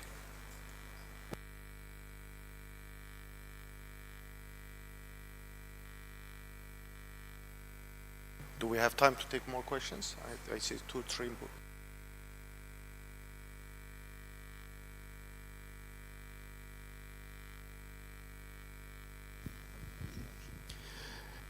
Qonaqlarımızı salamlayırıq və bu tədbiri təşkil etdiklərinə görə İqtisadiyyat Naziri Azprom'a öz təşəkkürümüzü bildiririk. Kemaləddin Mənsimov, Nabokko Memarlıq və İnşaat şirkətinin rəhbəriyəm. Biz yeni bir startup layihəsi hazırlamışıq. Artıq qeydiyyatdan da keçib, yəni o grant almaq üçün, yəni yeni bir layihədir. O konkret hara və ya kimə müraciət edə bilərik? Teşekkürler. Thank you very much. Actually, I mean, we have the ISDB group startups program, and we are going to have, as I have mentioned, I mean, in my presentation, the startups competition. So here we have a platform, I mean, where we invite all the startups project in Azerbaijan to apply, I mean, to this platform. And we have the mentorship program, and we have, I mean, we will have a demo day, I mean, in cooperation with Copia, and after that, I mean, we will have independent process, and we will have the jury and judges, I mean, and also our advisors, I mean, to help you, I mean, in your journey. So we will share the link with you, and by the way, this is a very good question, because, I mean, we need to spread the word, and we need to have the startups, I mean, the innovative startups, I mean, to apply to this platform, and it's a very good opportunity, and we will be sponsoring, I mean, those startups, I mean, as we move forward, inshallah, because the entities ICIEC, ICD, and ITFC, also ISDB, I mean, and ISDBI, they have put some funds, I mean, in this program, and we have a dedicated fund for Azerbaijan for this competition, and hopefully we can see you, inshallah, in Baku Convention Center from 16 to 19 June. Thank you. May I ask a question? All right. So, hi. I'm Farida Akhundova, and I'm coming from the textile sector. Yusuf Bey, thank you very much for inviting me to ask the questions. I was waiting for the participants of the forum to present their questions in order to then maybe listen to the answers and then construct my question in a more relevant way. But besides welcoming you in Azerbaijan, and thank you very much for calling us one of the loveliest countries, it's very heartwarming, really. I would like to appreciate the fact that there are so many of you representing such a huge entity in the world, like the second most financially sophisticated institutions. So I would like to relay a couple of numbers. We represent the textile sector, which also combines cotton, silk, and the textile factories. And you know that there is a lot of dynamics happening in the world at the moment, so there is a lot of economic shifts, and especially the ones that are connecting us with the countries of the Gulf. So I would like to suggest something, if it is possible, because you probably know that the textile sector is one of the heaviest in terms of the workforce involvement, especially with the heaviest component of the women being involved, to maybe consider an opportunity to structure a panel dedicated to the textile sector development in the upcoming event. So the reason why I would like to bring it up for your attention, and I'm sorry because I don't see all of you, sorry.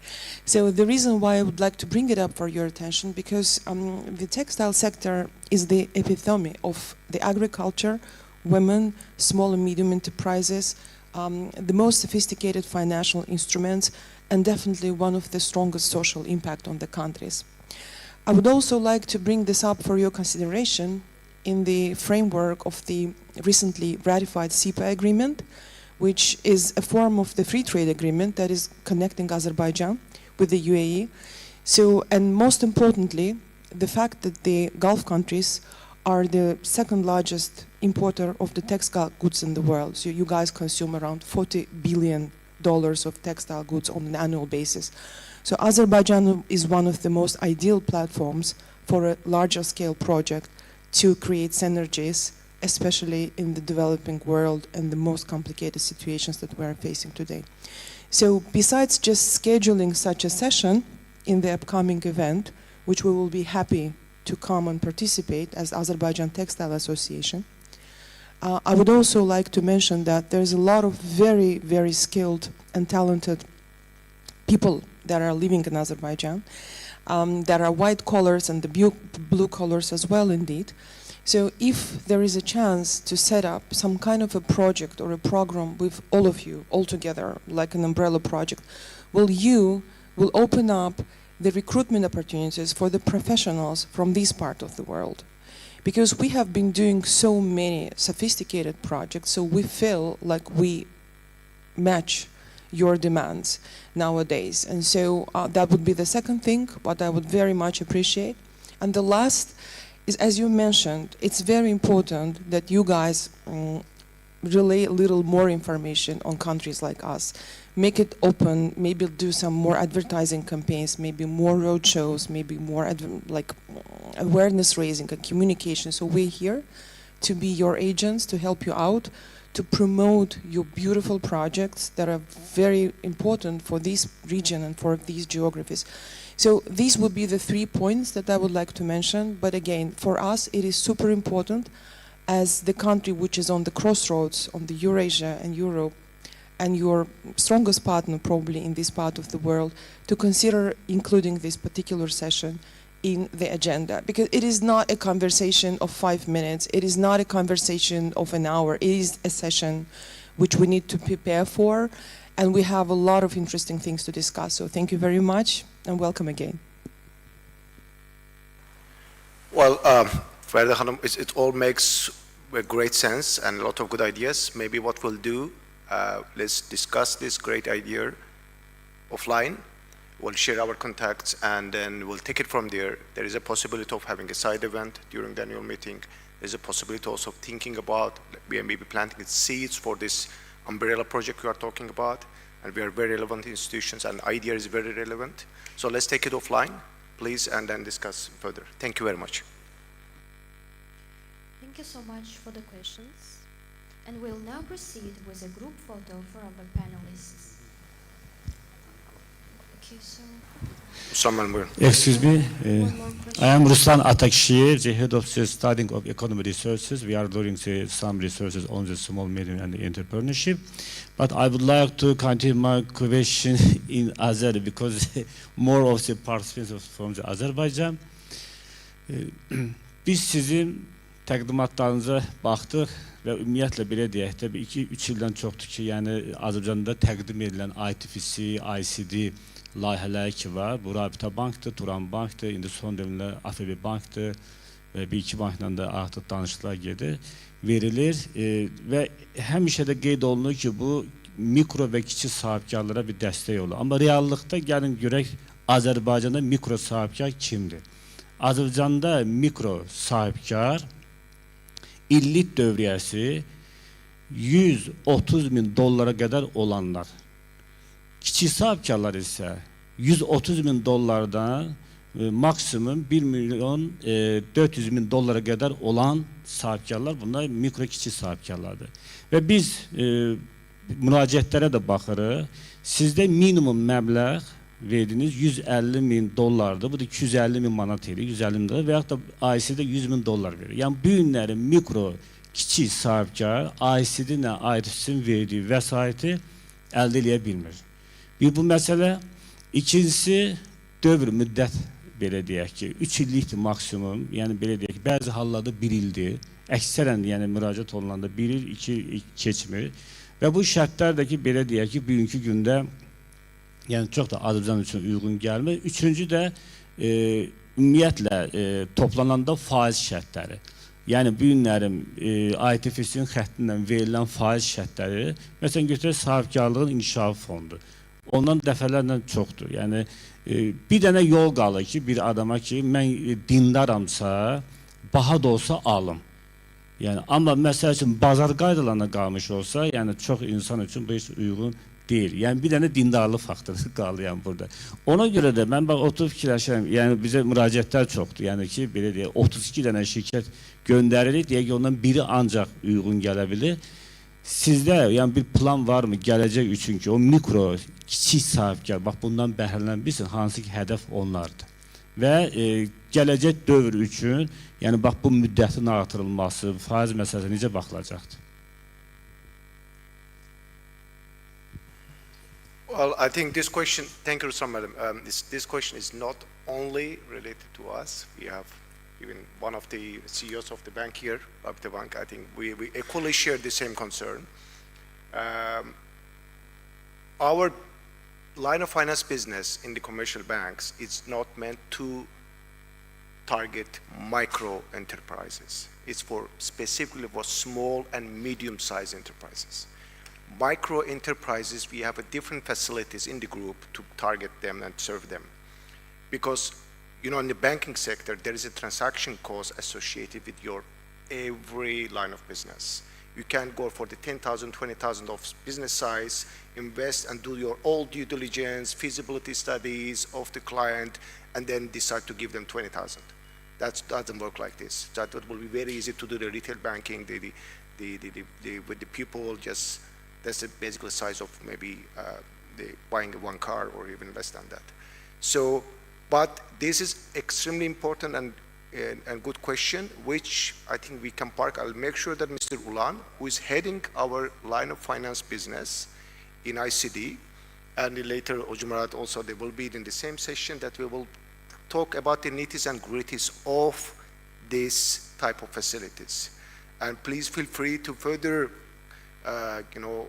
challenge this question or ideas, and I'll make sure that this translation conveyed to him before the session starts, so that maybe he can shed light on that aspects as well.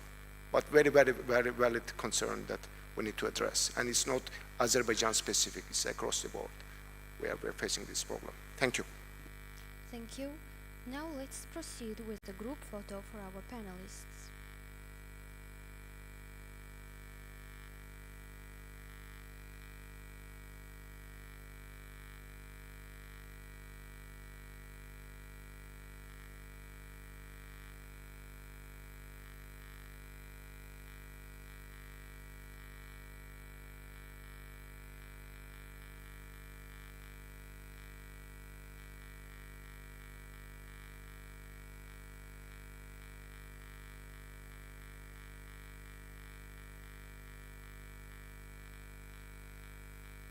Many thanks to our distinguished speakers.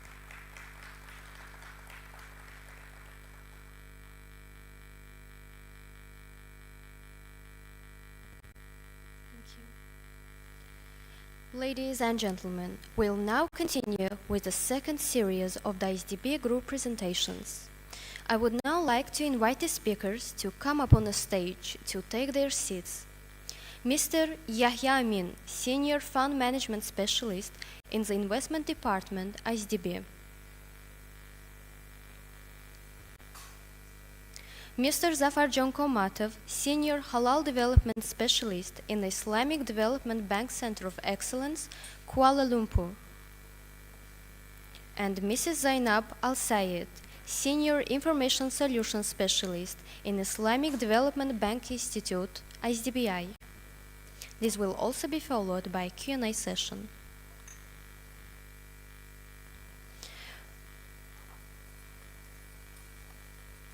First, we'll hear from Mr. Yahya Amin, Senior Fund Management Specialist in the Investment Department, ISDB.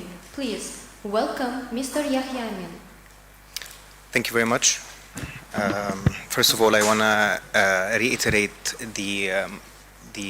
my appreciation for the very warm welcome and the generous hospitality. It's a great pleasure to be with you here today in the beautiful country of the Republic of Azerbaijan. I have been asked by my colleague organizing the this forum to give a bit of an overview of what we do in the investments department of the Islamic Development Bank. I will try to be as brief as possible, and I'll be very happy to take any questions afterwards or bilaterally as well. So without further ado, here on the slide we can see the chart of the investments department. You can see that the investments department is headed by a director who reports directly to the vice president of the bank and the chief financial officer.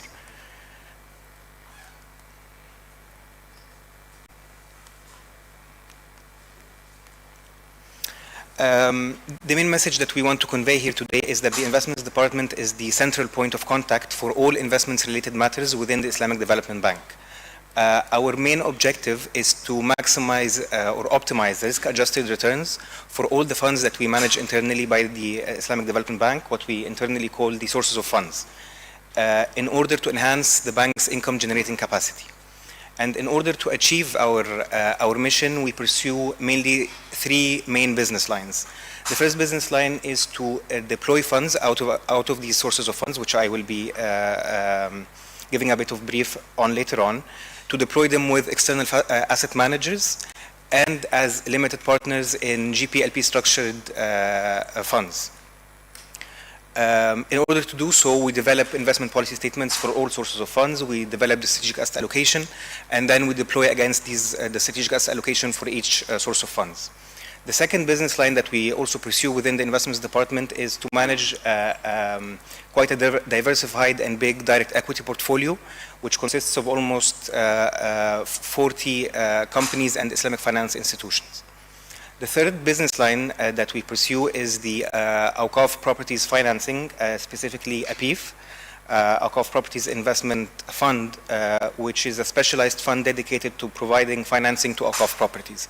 And I will be giving a bit of brief on that as well. Now, I've mentioned several times that we invest out of different sources of funds, and I would like to give a bit of an overview of the funds out of which we invest in the bank. So the first fund is what we internally call the OCR, the Ordinary Capital Resources, which is essentially the balance sheet of the bank. And the balance sheet obviously is the source which the bank uses to finance sovereign and non-sovereign projects within our member countries. And it is the responsibility of the investments department to invest out of an allocation out of the OCR in order to enhance the bank's income generating capacity. And as we can see here, this bucket, if you will, is invested internally by the Islamic Development Bank. And in terms of the asset allocation or the asset mix, it is skewed towards growth assets. We also invest out of what we internally call the Waqf Fund. The Waqf Fund is obviously, like any other investments that we make, a Sharia-compliant endowment fund, and it has the aim of generating sustainable income in order to support charitable and social impact initiatives. And the Waqf Fund, as we can see here, is a bit skewed towards defensive assets, and it is managed by Cambridge Associates, which is one of the main players in the global asset management field. We also manage the pension fund of the employees of the IDB, and obviously the main target of the pension fund is to meet future pension liabilities, and the pension fund, as we can see here, is managed by Russell Investments, also one of the leading global asset managers in the world.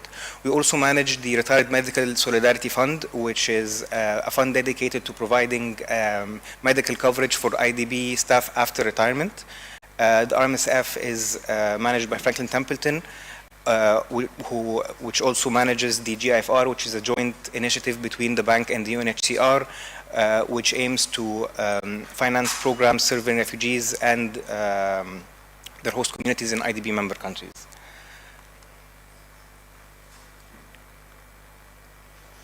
Here in the slide, the main idea is to show that for all sorts of funds that we manage internally within the bank, we develop investment policy statements and strategic asset allocation, and it is our job within the investments department to deploy out of these different sources of funds into different asset classes. And we can see here that we are agnostic in terms of the asset classes that we invest in.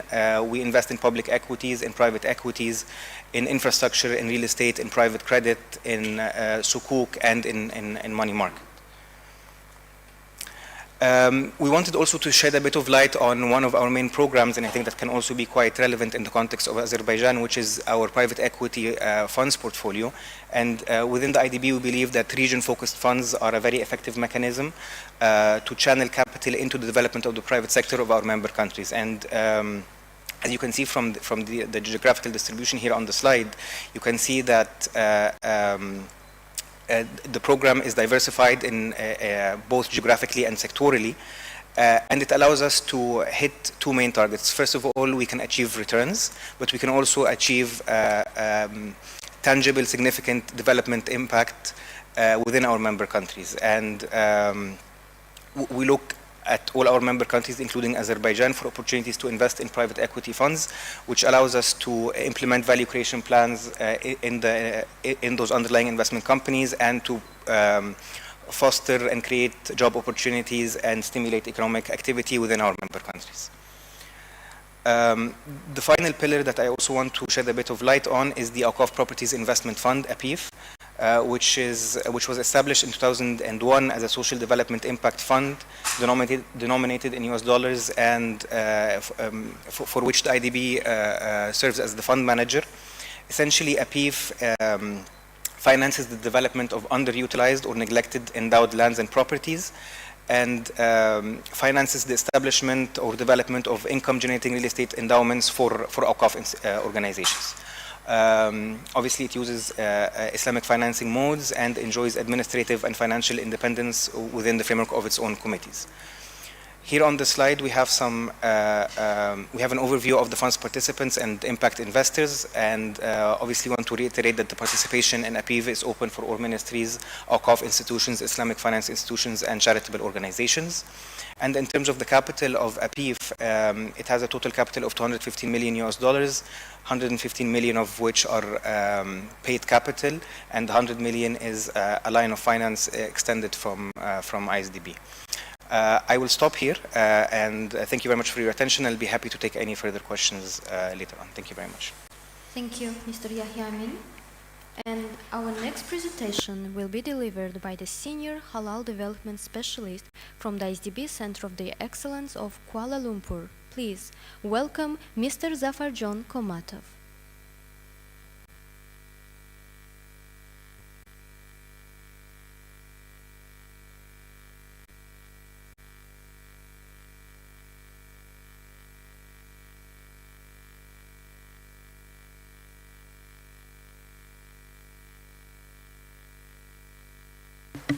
Assalamu alaikum, you hear me? Oh, yeah, better. So my name is Zafarjon Khotamov. I am a Senior Halal Industry Development Specialist in Islamic Development Bank Center of Excellence in Kuala Lumpur. Why is it not showing? So we have in addition to regional hubs, Islamic Development Bank has one center of excellence, which is located in Kuala Lumpur. Actually, if you look at it historically, Kuala Lumpur office was the first office of Islamic Development Bank Group outside Saudi Arabia, Jeddah, opened in 1994. And since it worked with as an office of ISDB for region in Southeast Asia for quite a number of years until Asian crisis hit, and Asian crisis led to the decision by government of Malaysia not to borrow anymore from international organizations, not only Islamic Development Bank but also from other MDBs. So the Kuala Lumpur office was managing operations not only of Malaysia but also Indonesia, for quite some time until ISDB opened regional office in Jakarta, Indonesia, where operation of Indonesia were managed from Jakarta office. So then the transformation of regional office from office to center of excellence was carried out jointly with Malaysian government to build on the experience and knowledge of Malaysia in areas of halal industry and Islamic finance, which is their leading among member countries, to help further ISDB to build on this knowledge and also to bring this knowledge to other member countries. So we have, as in the Center of Excellence, two areas of focus: Islamic finance and halal industry, and they are very much interrelated. Sometimes they call together as a halal economy. And cross-cutting areas, we have sustainability and capacity development based on Malaysian experience. So I will go through some key programs and initiatives that we have in the Center of Excellence, but also we have a flagship event as part of Private Sector Forum. I will shed some highlight about that aspects as well. So the key value proposition before we go for Kuala Lumpur Center of Excellence is to bringing together the experience and knowledge of ISDB for 50 more years, and also Malaysia on these two areas, Islamic finance and halal, to develop solutions that will be developmental. They can be embedded in both projects by IDB in terms of capacity building, part of sovereign project, but also where private sector arms that we're presenting today also will be coming together as a kind of some program initiatives as part of the solution for member countries. So these two key areas or focus areas we have, we worked with stakeholders of Malaysian, both from across private sector and government, to see where we can come and support in terms of development of these two areas, jointly developing solutions with Malaysian stakeholders. Because although they are advanced in these two areas, but they still are in the frontier and face challenges and issues that they want to work together, bringing in together with ISDB experience, expertise, and knowledge.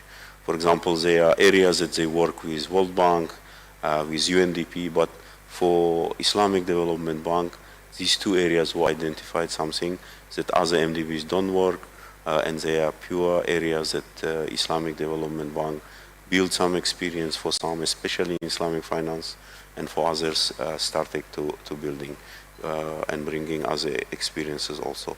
So these initiatives, not all of them will make it to developing solutions, but the idea is to work on them with stakeholders where funding, expertise, resources will be coming both from IDB side and also from Malaysian sides to work on these things, pilot them in Malaysia, and among them, if those which will be successfully supporting through pilot some of the development areas in Malaysia, we can bring them tailor-made to other member countries.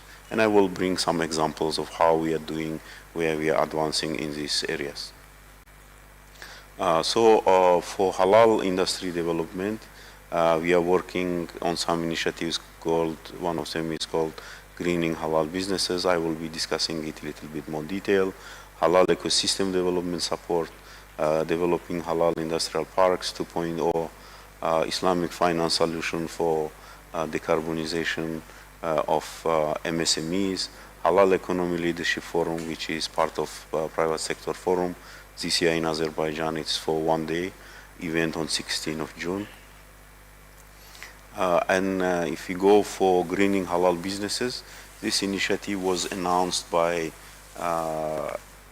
His Excellency Prime Minister of Malaysia in one of the key forums of Malaysia in 2024, which was, he mentioned that ISDB Malaysia will work on this initiative, which is important, not only for Malaysia, but for ASEAN countries, but also in case of IDB, we are thinking of our member countries also.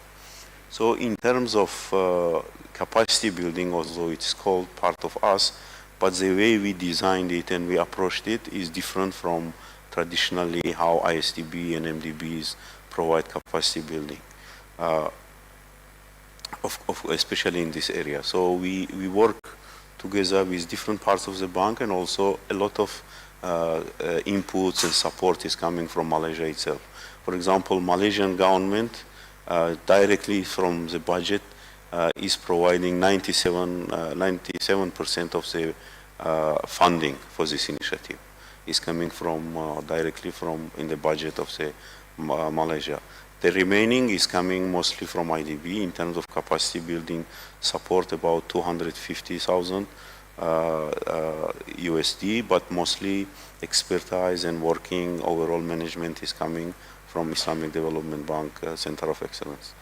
And also a lot of Islamic banks of Malaysia are part of this project because we met with all of them separately, and also in a workshop we told them that we want to make this solution differently, so that it will be something that ISDB can and also Malaysia can benefit from it for once we go through this program to help the whole. So first thing which is very important for us was ecosystem development approach. Not just develop MSMEs, small and medium, micro, small and medium, halal businesses on greening, on sustainability, but just also make sure that whatever capacity we build, it will be changing their way of business, the way they do, they will improve, they will be getting access to financing. All this will be something will be real as part of ecosystem. When we talk to Islamic banks of Malaysia, they all liked the idea, they wanted to be part of it, and they started to work with us to duplicate or replicate the modules that we developed for capacity building, each of them in their own development department that they work with MSMEs. Each Islamic Development Bank has some unit working with medium, small, medium enterprises.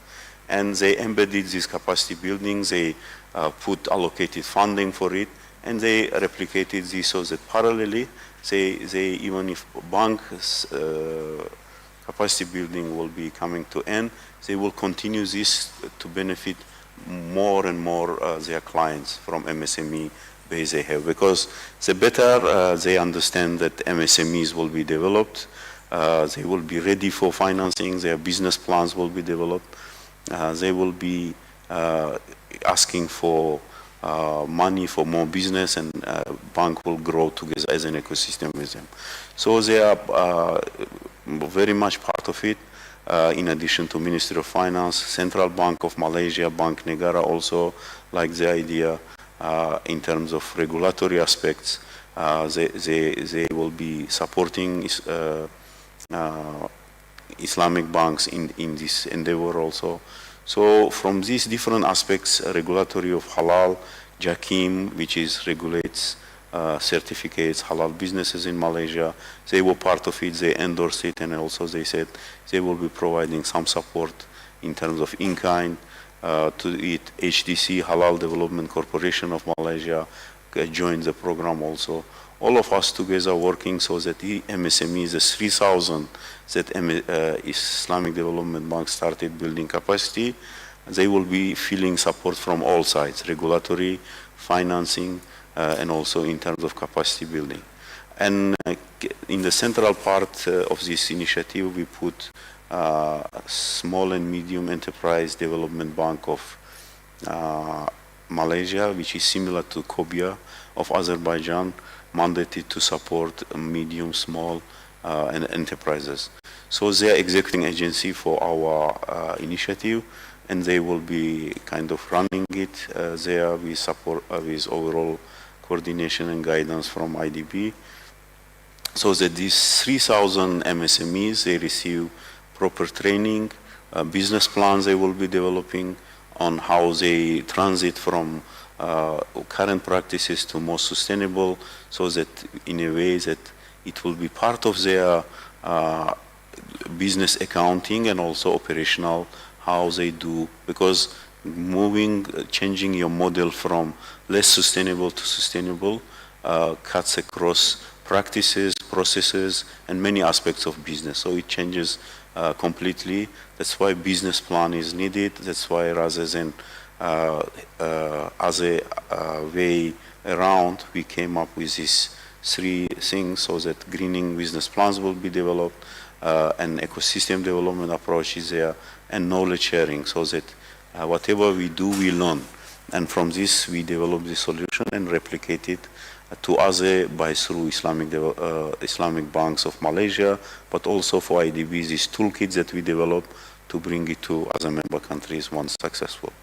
Halal Industrial Park is another initiative, is very interesting. 22 Halal parks in Malaysia existing, and we visited them, we studied them, and we found out that although they operate, not all of them are performing well, and actually most of them have some issues. And we studied what is it structurally, all this, how we can enhance it.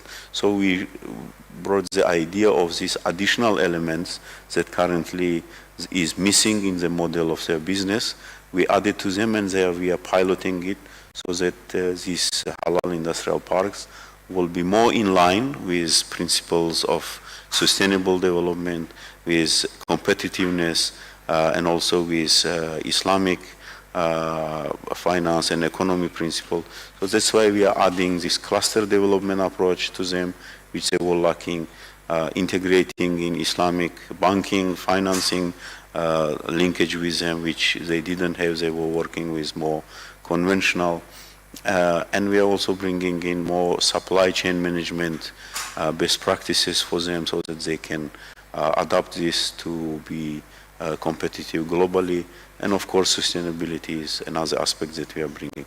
And we already identified a pilot, one of the brownfield in Malaysia, one of the halal parks called Bandar and Stek will be piloting, and the results we will do into, again, a knowledge product toolkit, so that we can help other member countries also.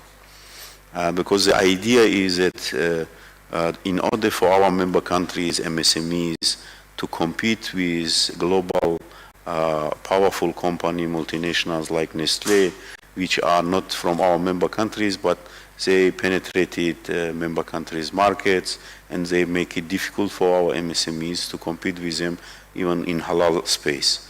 That's why for us to have these halal industrial parks, they should not be sufficient to do it only in Malaysia, but in other key member countries, like we are discussing now with Saudi. Nigeria is coming also with national strategy. They want this to work with them.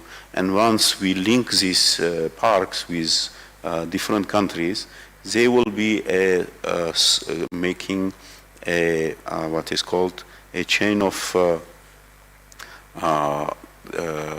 supply chain or value chain of halal across member countries, which will be specializing in ingredient production and working with each other, and that's why they will be more positioned better to compete with these companies, because our, unfortunately, member countries for quite some time are on consumption side of halal, but production side is dominated by non-OIC or non-member countries. Halal Industrial Economy Leadership Forum is our flagship, where we discuss at highest level these ideas, discussions, ministerial we had since 2024 in Riyadh, and now this, with the help of private sector forum, it's growing into full day now, alhamdulillah, with support of TIQA colleagues.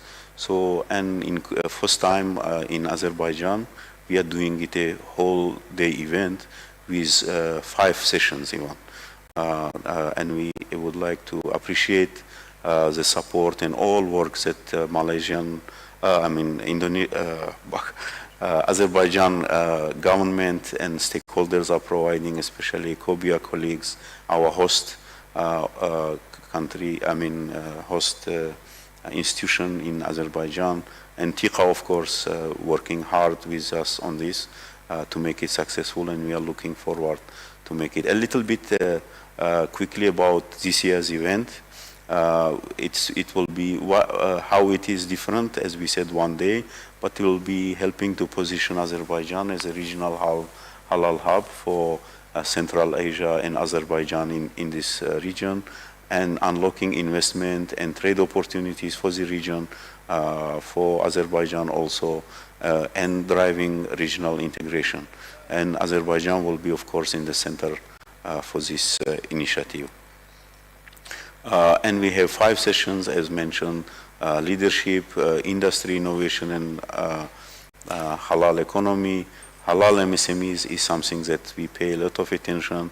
It's very important for COBIA also, ministerial session and halal industrial zones, as we discussed.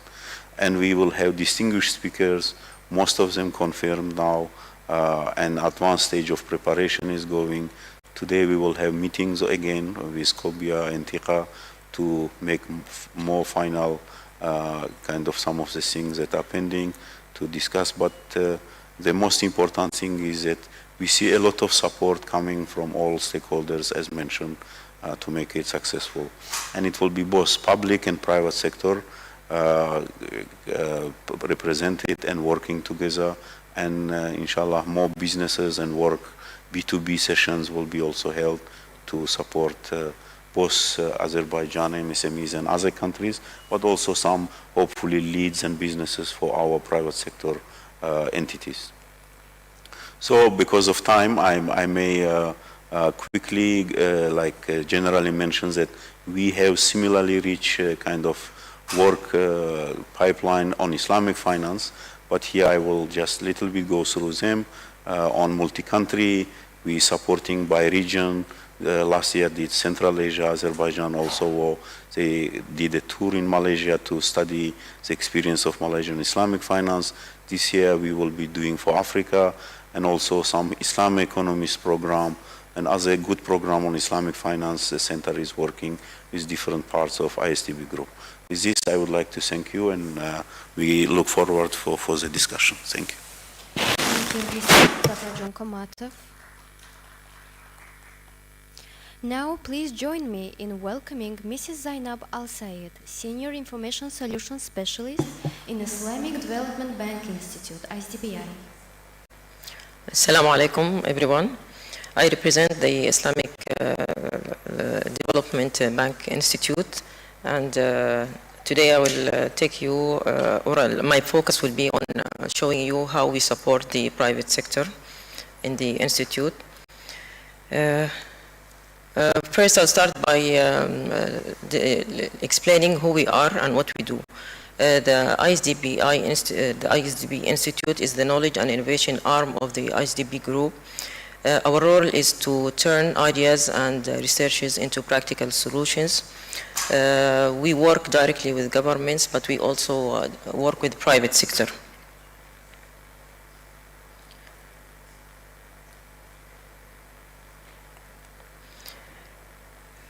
Our work focuses on 4 main areas. We create and share knowledge. We help build people and institutional capacity. We create and design innovation solutions, and we work with others through partnership relations and ecosystems.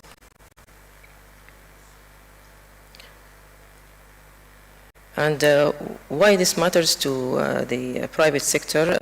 Actually, the business growth today needs more than capital. The markets are changing very fast, and there is a rising demand for skills, innovation, and foresights. ISDBI helps the private sector players prepare for future opportunities. The way we do that, actually, through 4 main pillars. We build capabilities, we enable innovations, we shape markets, and we create partnership relations with others to create impact.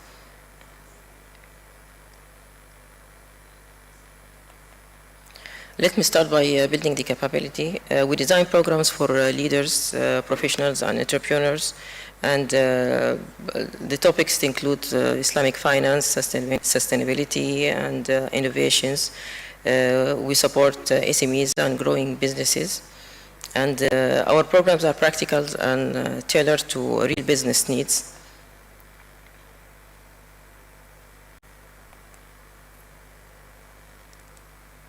One example of these programs is the Entrepreneurial Mindset Development Program. This program, actually, it helps, one of our flagship programs, actually, it helps young people to move from an idea to real business while focusing in ethical leadership and impact. It helps, it's delivered actually in partnership with Prince Mohammed bin Salman College. It's delivered online and on-site. It has like sessions online and on-site. And it equips the entrepreneurs with practical skills that they need, like opportunity recognition, business models, finance and market access. So work through innovation platforms and hackathons. And we use modern technologies like AI and blockchain. So the goal is not theory, but usable solutions.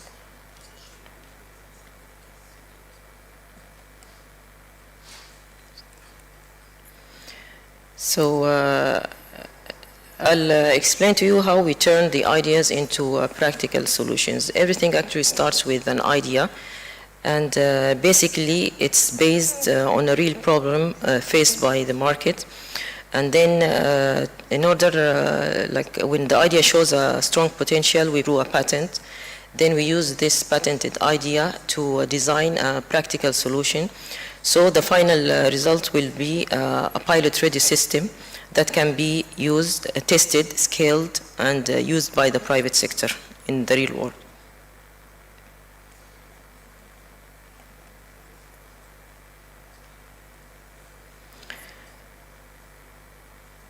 These are examples of ideas that are turned into solutions. We have the smart credit management system. It's a blockchain-based system. It records the payments and repayments in a transparent ledger. It has automatic credit scoring. It has mutual insurance, takaful. Another example is the smart voucher system. It's a digital voucher that could be used only for specific purposes. We have a proof of use validation mechanism. This is a mechanism of validating transactions, and it's the idea of it is like you need to participate in order to gain the benefit. The last one is smart stabilization system. Actually, this one is also like it protects the market. It makes the market calm and stable and protect it from sudden swings of the prices and harmful speculations. So at the end, all these examples actually demonstrate a pipeline of solutions from early concepts to deployable solutions.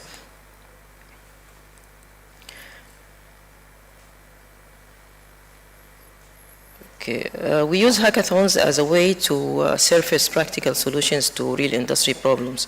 One example is the AI hackathon on IUFI standards that was held in May 2025. These platforms bring together young talents, technology, and real business challenges. In short, these hackathons help move ideas from experimentation to practical application.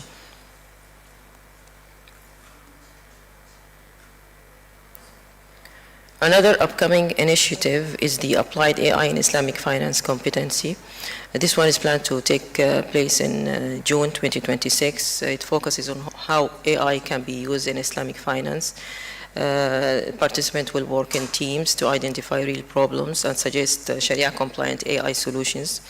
It includes short learning sessions and team challenge. The best ideas will be recognized during the ISDB annual meetings. And for the private sector, this creates a space to surface early stage ideas, identify talent, and explore AI-enabled solutions that can be further developed, piloted, and scaled.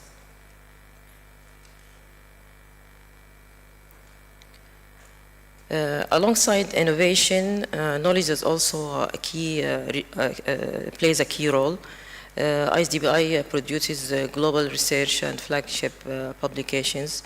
The topics cover Islamic finance, deployment, sustainability, and innovation.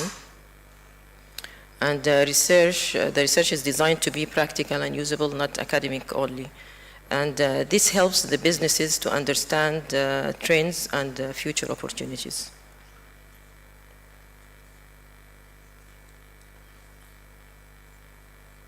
We have over 500 books and reports available in our website, and they can be accessible through our ISDBI ebook reader.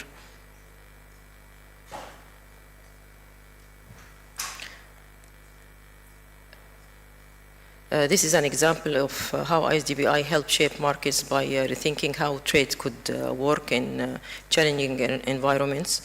It's the smart counter-trade system. It introduces alternative ways for business to trade when liquidity or foreign currency is limited.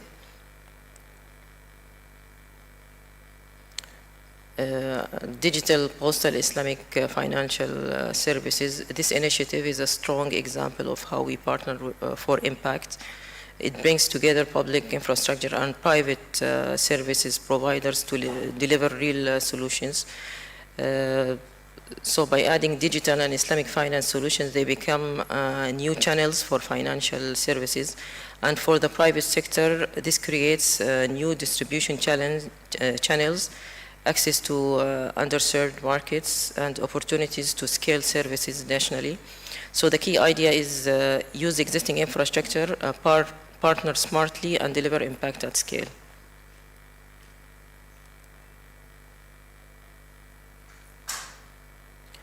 Let me now bring this closer to the local context. These offerings are directly relevant for Azerbaijan. They help build Islamic finance capabilities.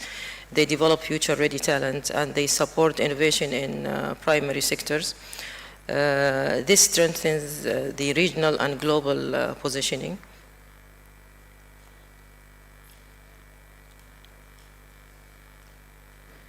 Whether you want to participate, pilot, or partner at scale, ISDBI offers multiple entry points for engagement. And this roadshow is not a one-off event. It's just the beginning of a continued engagement. One near-term opportunity is the Applied AI in Islamic Finance Competency Challenge, which helps generate early-stage ideas and expose talent to real business challenges. And as a closing message, ISDBI is a long-term partner for the private sector. We turn knowledge and innovation into real solutions, and we look forward to building practical impact together. And thank you so much. Thank you, Mrs. Zainab Al-Sayed. And we'll now open the floor for questions and comments. If you would like to ask a question, kindly raise your hand and wait for the microphone. Kindly keep your questions short and relevant.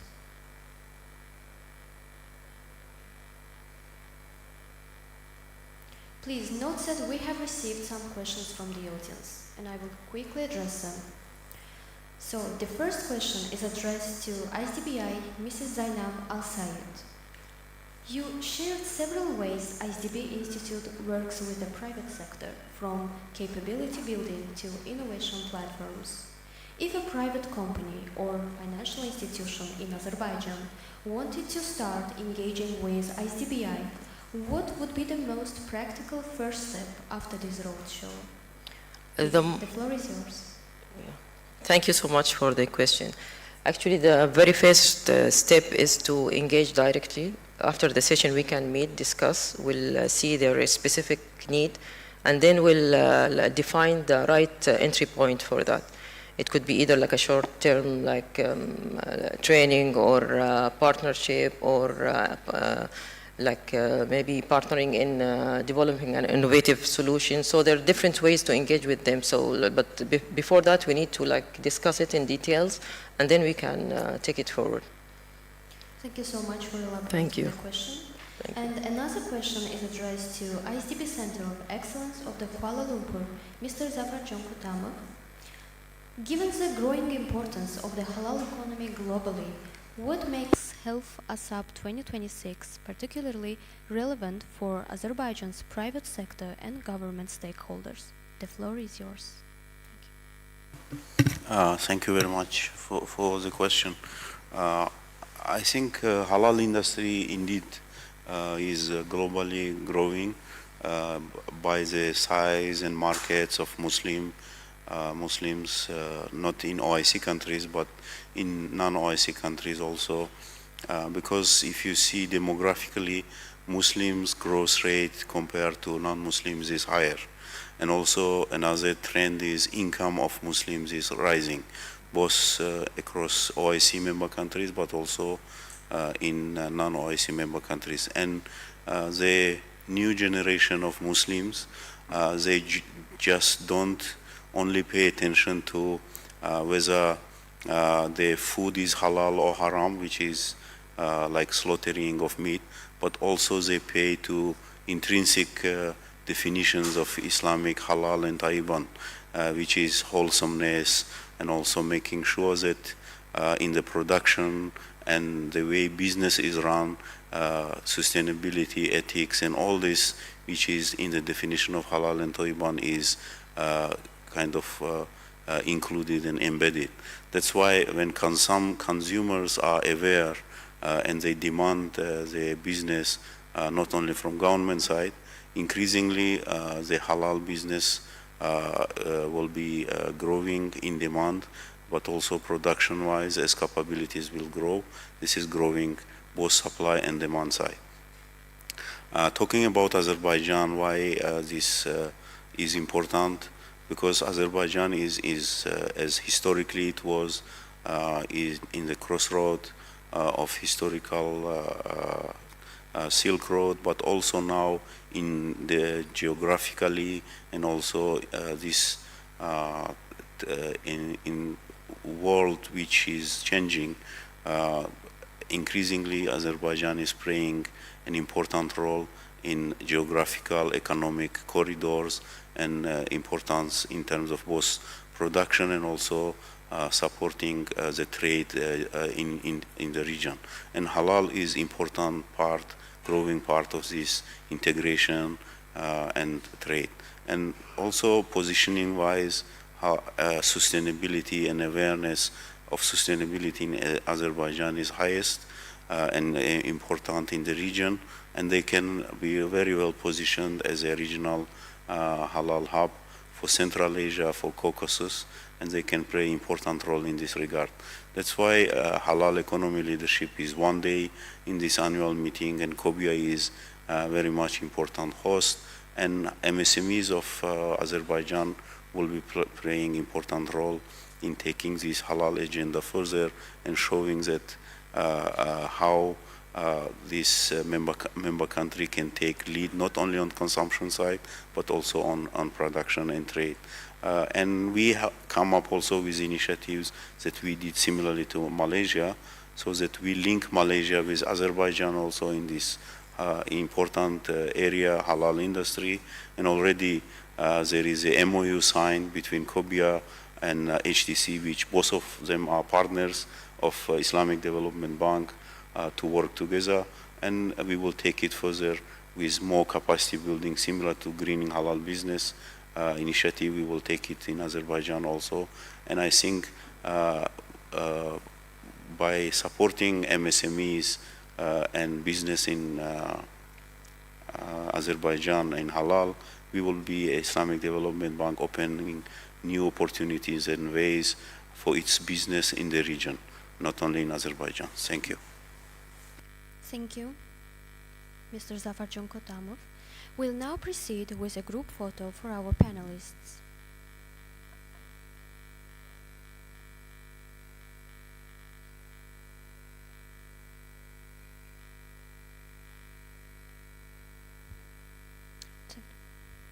Yes, let's take the photo.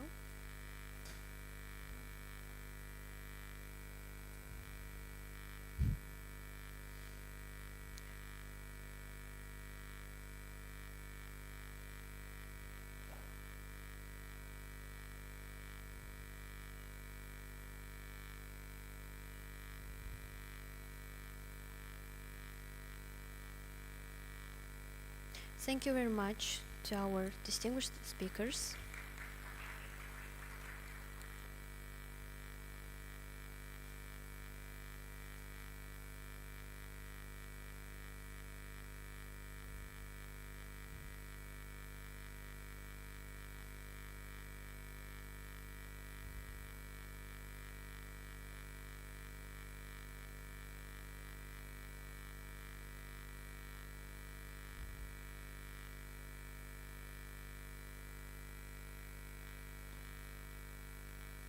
Thank you. Ladies and gentlemen, we'll now have a break for networking lunch and duhur prayer. The program will resume after an hour. Please enjoy your lunch and networking.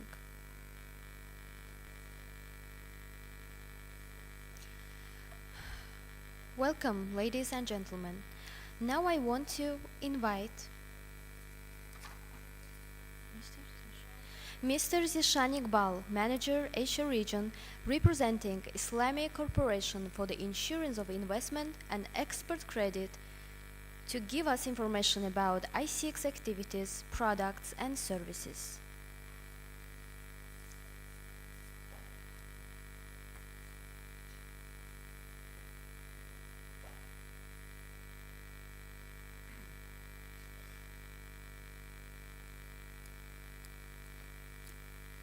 Hi, very good afternoon.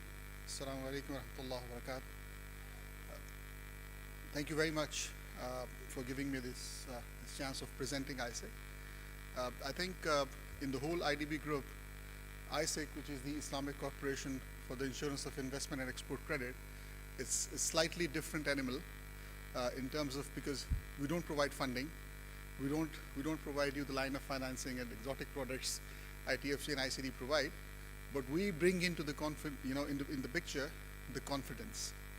Without involvement of ISIEC, any transaction may not happen, any financing may not happen. In terms of our engagement with Azerbaijan, particularly as a country, we have done approximately $120 million, and that is owing to the fact that Azerbaijan has joined ISIEC Capital in 2020. And we are still in a part of expanding our engagement with the relevant government authorities. But I think the products and services which we can categorize as, and we had very fruitful discussions during the break with few of the prominent figures from Azerbaijan, is that we are a critical force to facilitate exports and facilitate foreign direct investments into the member country. And I think our engagement will continue, especially with Investment Promotion Agency as Promo, that if they are talking to any international investors who want and bring in investments into Azerbaijan, we are the go-to partner in terms of protecting and bringing that confidence for the investors against the political risk. That's number one. I think the other area is that we are looking at expanding our footprint into this region, is that we are extremely helpful in terms of large companies expanding their footprints regionally speaking. So we had very good meetings with Sokar Green, Southern Gas Corridor, as well as few banks here. And we are looking at playing a very integral part and role in terms of their expansion plans, in terms of project financing, in terms of bringing Chinese, Korean, Japanese, Indian, and few other international companies coming into Azerbaijan. And we want to facilitate that by partnering with multilateral institutions, commercial banks, international banks, infrastructure fund, as well as our sister companies like ICD and ITFC. I think it's important to mention that one of the CIS country where one of our sister concern was having a country cap because they have reached to their maximum exposure, we, as an export credit insurance arm of IDB Group, have helped that sister concern by mitigating that risk and transferring that risk to us, and they can go for more capacity and transactions. So I think that's pretty much it. I don't want to bore you after the lunch. So I wish you a very successful session. And I think my colleagues will be now coming on stage. And thank you very much and look forward to see you again soon. Thank you.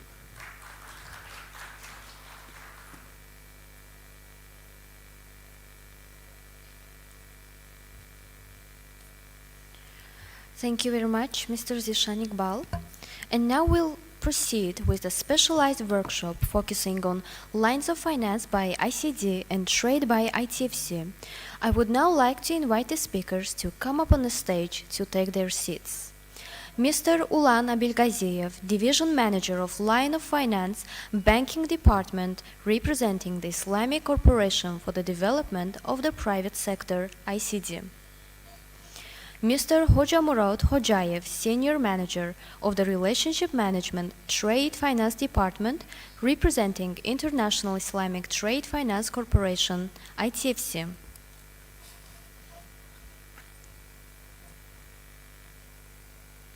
First, we'll hear from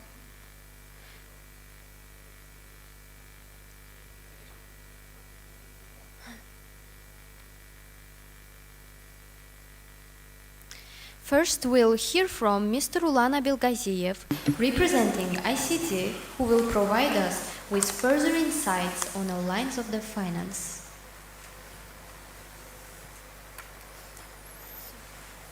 Hello, Assalamu alaikum.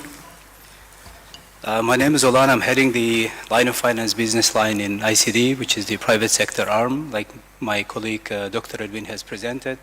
He spoke about the main mandate, some of the products, some of the solutions ICD offers, including our member countries and CIS member countries, including Azerbaijan. So line of finance, like many of you know, it's a credit line facilities. We extend to local financial institutions. So the model is called the financial intermediation, which is quite successfully implemented globally by the likes of other DFIs, IFCs, and EBRDs, and KFW, and so on. So all our products and offerings are tailored to meet the financing and development demands of the private sector. Just to recap, we have three main areas of our solutions towards financial sector, including financial intermediation, financial equity, advisory services in terms of Islamic financial development. Second one is the treasury syndication, where we mobilize development financing in the Sharia compliant way through syndication, resource mobilization, Sukuk advisory. So we have Sukuk advisory desk, which is basically advising governments, state-owned enterprises, financial institutions, privately owned companies on structuring Sukuk, on issuance, and also supports on the underwriting. And the real sector, anything direct investment without any engagement of the financial intermediation. Those are the PPP projects, infrastructure, corporate finance, and also the project finance. So again, here recap that finance in terms of sector is the largest, and out of this is most of it is line of financing industry, which is SME financing through the local financial institutions.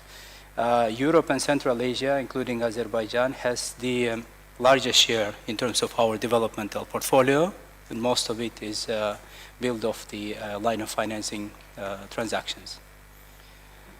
So further, this is the snapshot of what we've been doing in Azerbaijan, 180 million overall. Most of it is line of financing, about 150 million. 21 facilities extended towards 9 local financial institutions, mostly commercial banks. So in terms of product itself, we have designed structures which are perfectly fitting the basically the conventional banking setup. So objectives, obviously, to deliver developmental impact by developing Islamic finance, developing private sector of the target member countries, enhancing the access of small, medium, and mid-sized corporates to external financing, and by doing this, providing alternative financing sources, which I believe in the context of Azerbaijan is also becoming quite crucial, and we've met with few colleagues, so they were updating that the country, alhamdulillah, it's adopting alternative ways of doing business, which in our case is the Sharia compliant financing.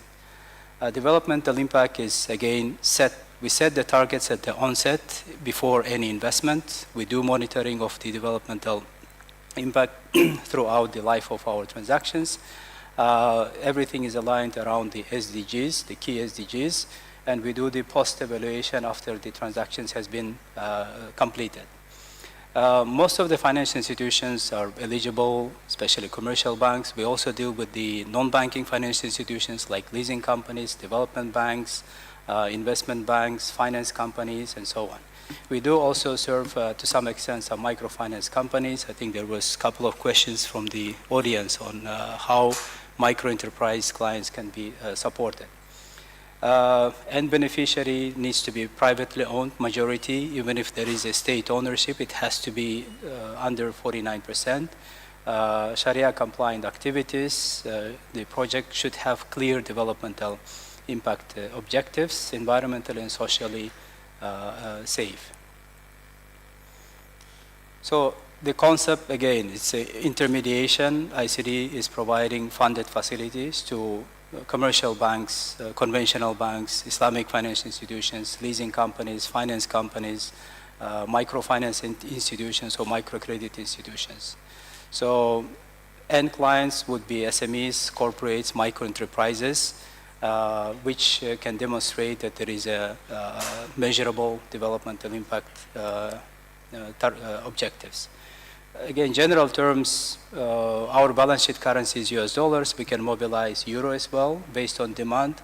We are also exploring some means and tools how to mobilize local currency. In the region, just to give an example, in Kazakhstan, we've managed to raise local currency through issuance of sukuk or securities in the market. The next round of local currency mobilization, we went through Islamic cross-currency swap transactions where we have mobilized Kazakhstani tenge and reinvested those funds into the local SMEs. Mode of financing, anything Sharia compliant, we assess the local regulatory environment to identify which existing Sharia compliant structures are the best fit. So you would probably imagine that most of our financial institution partners across ISDB group, and the same goes for ITFC and ICIEC, most of them are conventional financial institutions who doesn't have any Islamic banking license. So we do have structures which are really tailored and fit for conventional banking. Tenures can go, again, based on demand, whatever demand is coming from the financial institution, based on their strategy, what is the focus in the private sector, is it like corporates or SMEs or micro?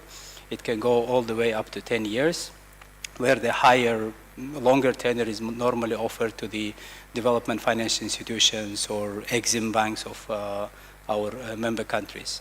The banks normally have between 6 to 9 months to allocate the projects to eligible companies, sectors, pretty much everything which is in line with the ESG policies of member countries.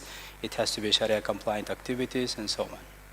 So single project amount, here we heard a gentleman inquiring about that 100,000 is too large. So this is kind of, there is no kind of policy limit to how small we can go. Effectively, it depends on our sort of interaction with financial institutions.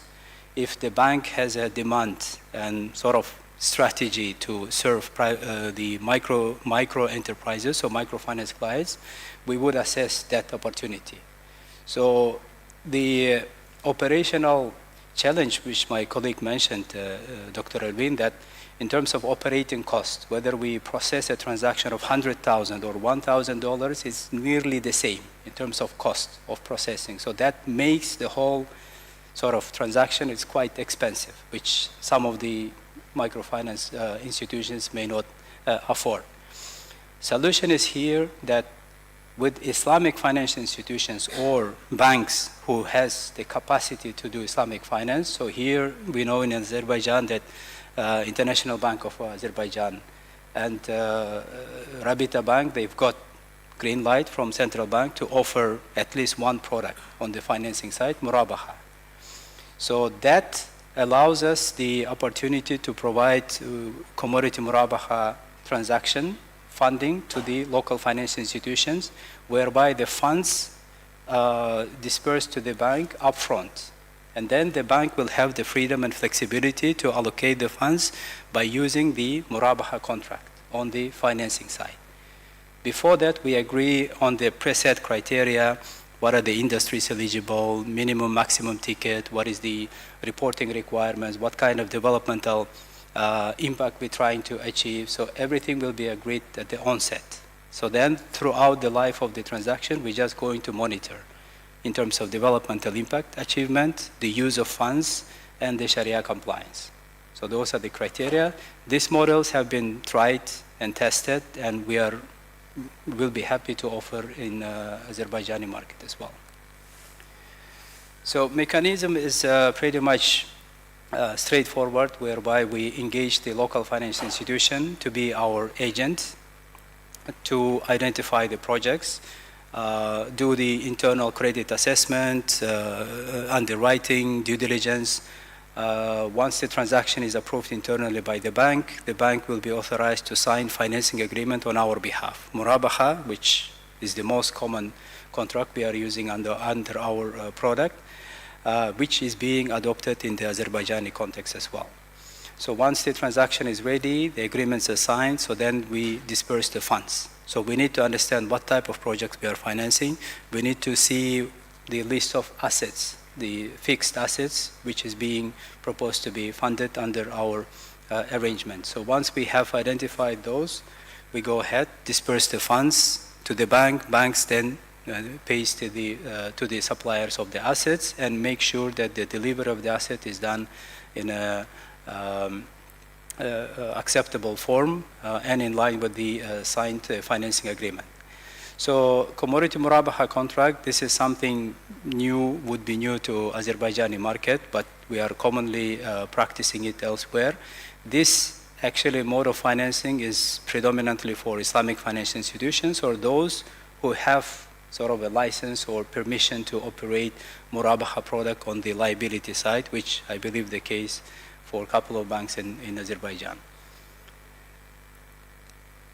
So Islamic financial institutions, so this might be applicable to full-fledged Islamic banks, or the case of, let's say, IBA and Rabita Bank, and hopefully more banks will be joining this initiative and will have the permission to offer Islamic finance. So it's straightforward. We sell assets directly to the bank, and then the bank would on-sell those assets to eligible private clients. That is double-step Murabaha or commodity Murabaha, where we provide the liquidity to the bank.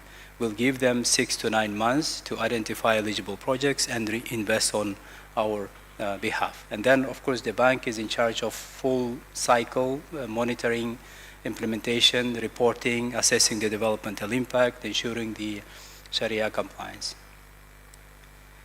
In terms of eligibility, we can deal only with the companies owned by investors from ICD's member countries. So it can be, for example, a company from Malaysia operating in Azerbaijan would be perfectly eligible for our financing. The main business should be in line with the Sharia requirements.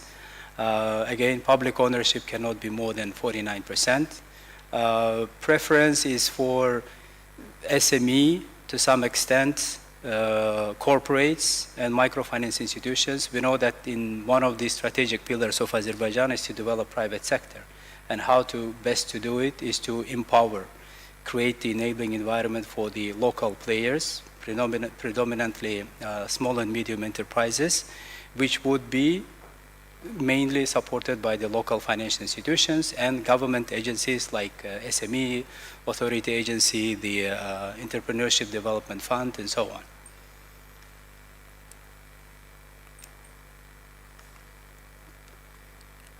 So here, again, it's simplified to me, but for most of you would be a bit complicated structure of Wakala. ICD is engaging with the financial institution, let's say local bank, where we sign our framework agency agreement between ICD and the bank, whereby we agree on the investment criteria, on the requirements on how banks can use proceeds of our facility to support private sector enterprises. Based on that, the bank will go ahead and identify the projects and sign Murabaha contract with each client on ICD's behalf. So this is how product works at the moment. So once the project is identified, Murabaha agreement signed, the bank will kind of give the green light to private sector enterprise to sign the supply contract, so which basically entails that they are procuring assets from the supplier.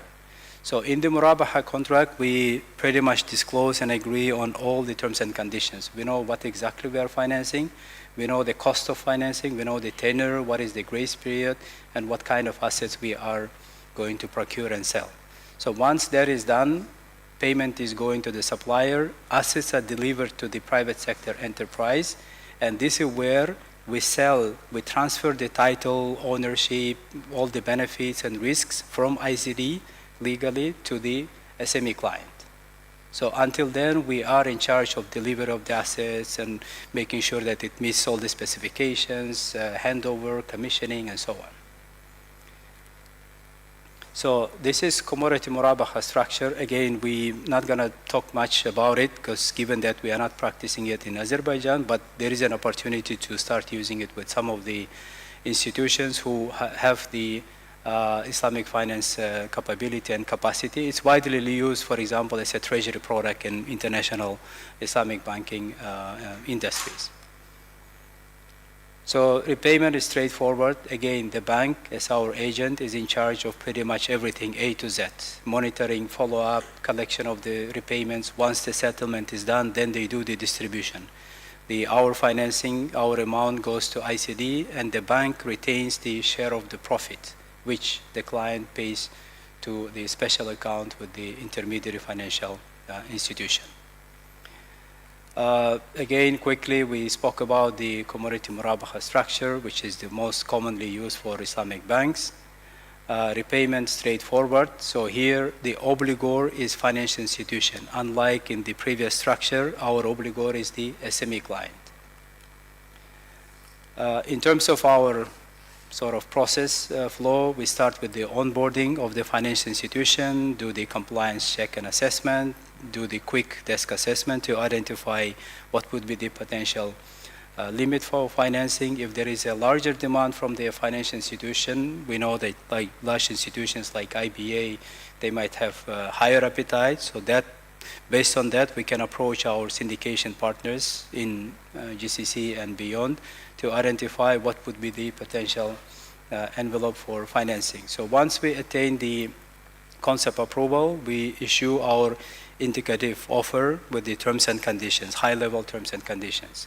Upon acceptance of those, we will proceed with our due diligence, commercial, legal, developmental impact, and so on. And then, based on our due diligence, we'll attain the final approval of the committee, which gives us the opportunity to go ahead with the legal documentation. So the rest of the process is pretty much what most of the banks are practicing, executing the legal agreements, collecting of the conditions precedent, and then effectively to proceeding with the disbursement.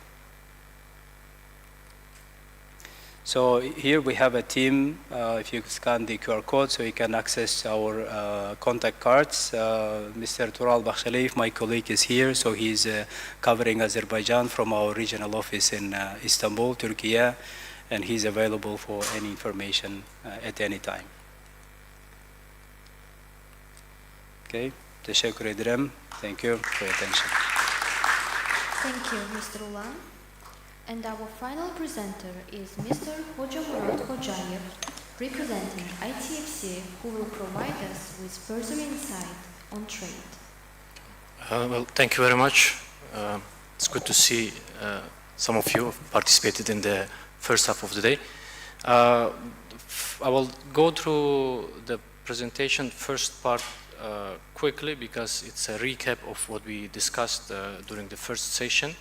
So just to recap or to remind those who were not with us during the first part of the session, we are the trade finance arm of ISDB group. We basically finance trade, it's our DNA. We were established in 2008, when so far we did 92 billion of trade financing. It covers funded, unfunded business, it's import, pre-export, and export financing in different OIC member countries. We can work in 57 countries, and so far we have done business in more than 30 countries among the OIC region, in the OIC region. We are rated since 2017, we have a rating of A1. Our mandate is to advance trade and improve the socio-economic well-being of people in OIC member countries. And to advance trade, as per our mandate, we can work with the government, SOEs, public sector clients, privately owned large corporates, and also financial institutions through which we are supporting the SMEs and smaller businesses. This is a recap of the numbers. We've done 92 billion of financing so far. 32% of it is dedicated to support basically least developed member countries. This is basically, this graph shows where we started in 2008 and where we ended up in 2025 with 92 billion of financing. And this is on the disbursement side. We did 77 billion of disbursement so far. Now, this is where basically I will be focusing more on what we do to support the private sector and SMEs in our member countries. In ITFC, as I said, as per the mandate, we can work with sovereign clients and FIs and the private sector. If you look into the entire portfolio, we did 92 billion of financing so far, and that from that 92 billion, 20 billion is dedicated to support the private sector and SMEs, and currently we have 52 clients. When it comes to supporting the private sector and SMEs, we have an integrated trade solution approach, where basically we have identified three main streams. The first one is trade financing. Basically it's direct financing to large corporates or to banks that can offer Islamic finance. Similar to what was just mentioned by my colleague, Mr. Ulan, if a bank has a license to offer Islamic finance, it can be Islamic window or full-fledged Islamic bank. We can directly engage with them into Murabaha and basically provide financing to them under Murabaha structure. But if, which is the case for majority of our countries, if there is no Islamic banking and the majority of the banking sector is represented by conventional banks, we use a line of trade financing structure. And some of you may ask, what is the difference between what ICD is doing and ITFC is doing? We are focusing mainly on trade. It's a short-term trade financing solution. And on the trade facilitation program, in some instances, the clients that approach our partner banks or us, they don't need financing. They say, I have arranged my own financing, but I need to somehow mitigate the risk or manage the risk. In this case, what we do, the LCs which are issued by banks in member countries, we confirm those LCs. Basically, the risk of a bank in any member countries is transferred from the local context into ITFC, which is an MDB and A-rated financial institution. This is on the unfunded side. In addition to LC confirmation, we also can offer coverage. I don't want to give you too many technical descriptions, but the coverage is basically, it's some sort of a guarantee, which again, similar to LC confirmation, the risk of a certain obligor in a member country is transferred to ITFC. And in addition to this, we also do syndications. 60% of our funding are mobilized from international markets. And on the soft side, we have different programs, such as SME development programs, dedicated to supporting SMEs in member countries. On this, now, when it comes to financing mechanism, these are the main products that we use. I will be repeating myself maybe, but it's basically Murabaha financing, line of finance, and then FIs, structured trade finance. Actually, structured trade finance is a very unique product, and it's an interesting product. What happens if you have corporates that actually are in need of certain commodities, but they don't want or they don't have collateral to pledge against that financing?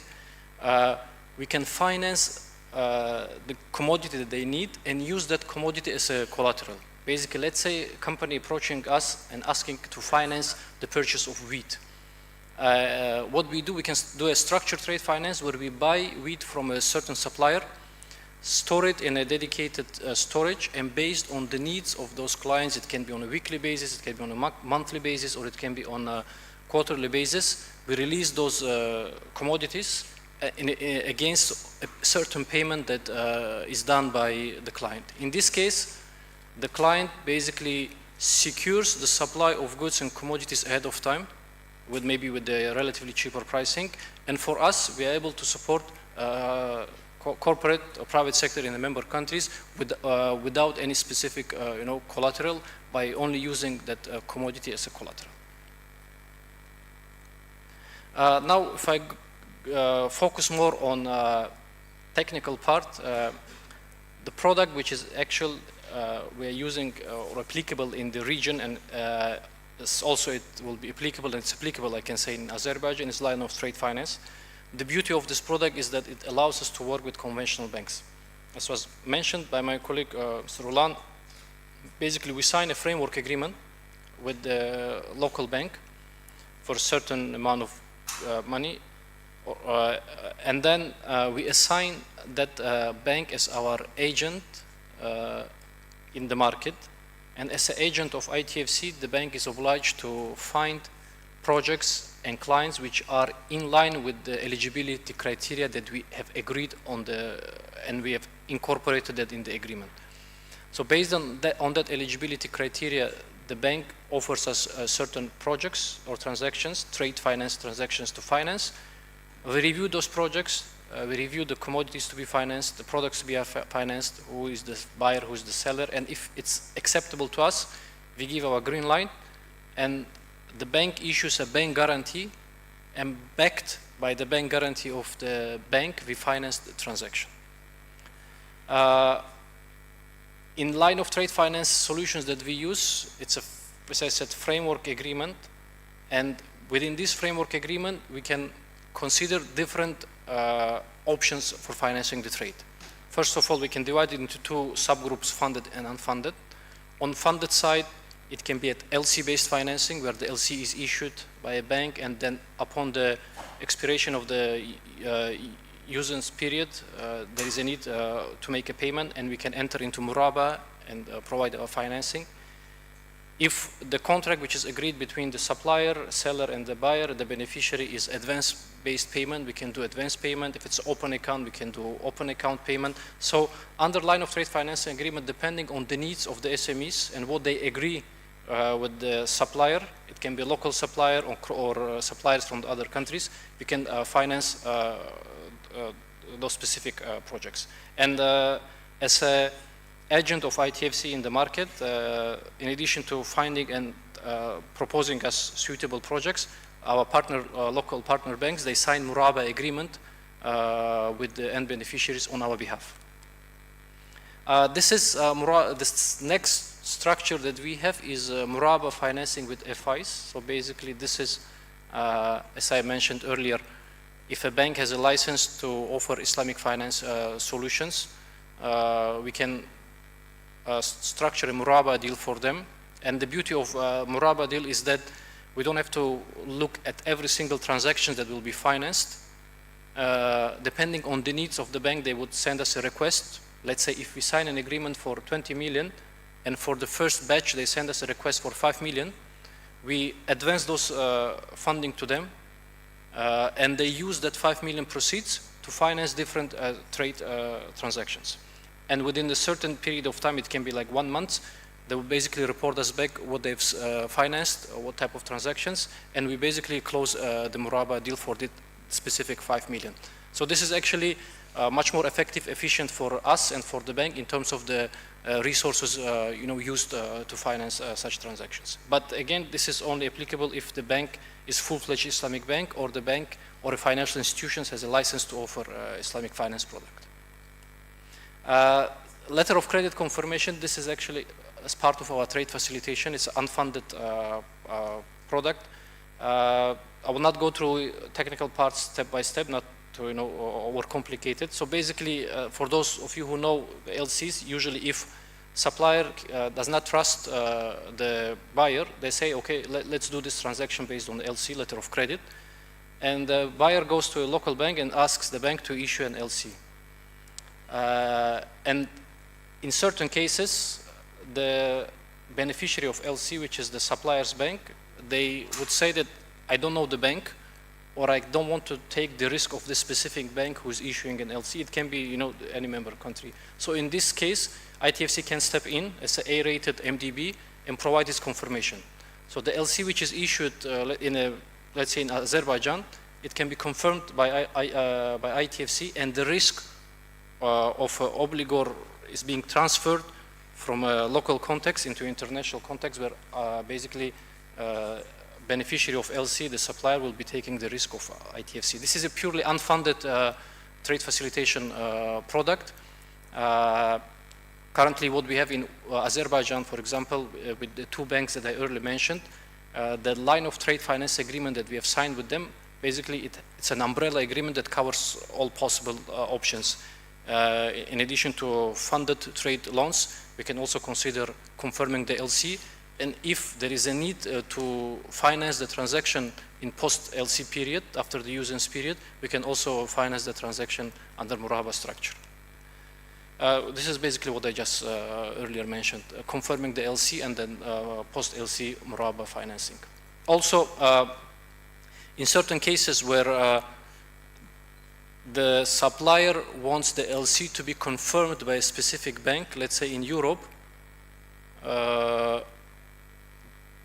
Okay, let me take a step back. The LC can be issued by a bank in Azerbaijan, let's say, and the supplier from Europe, they don't want to take the risk of a bank based in Azerbaijan, and they say that I want this LC to be confirmed by a bank in Italy, for example.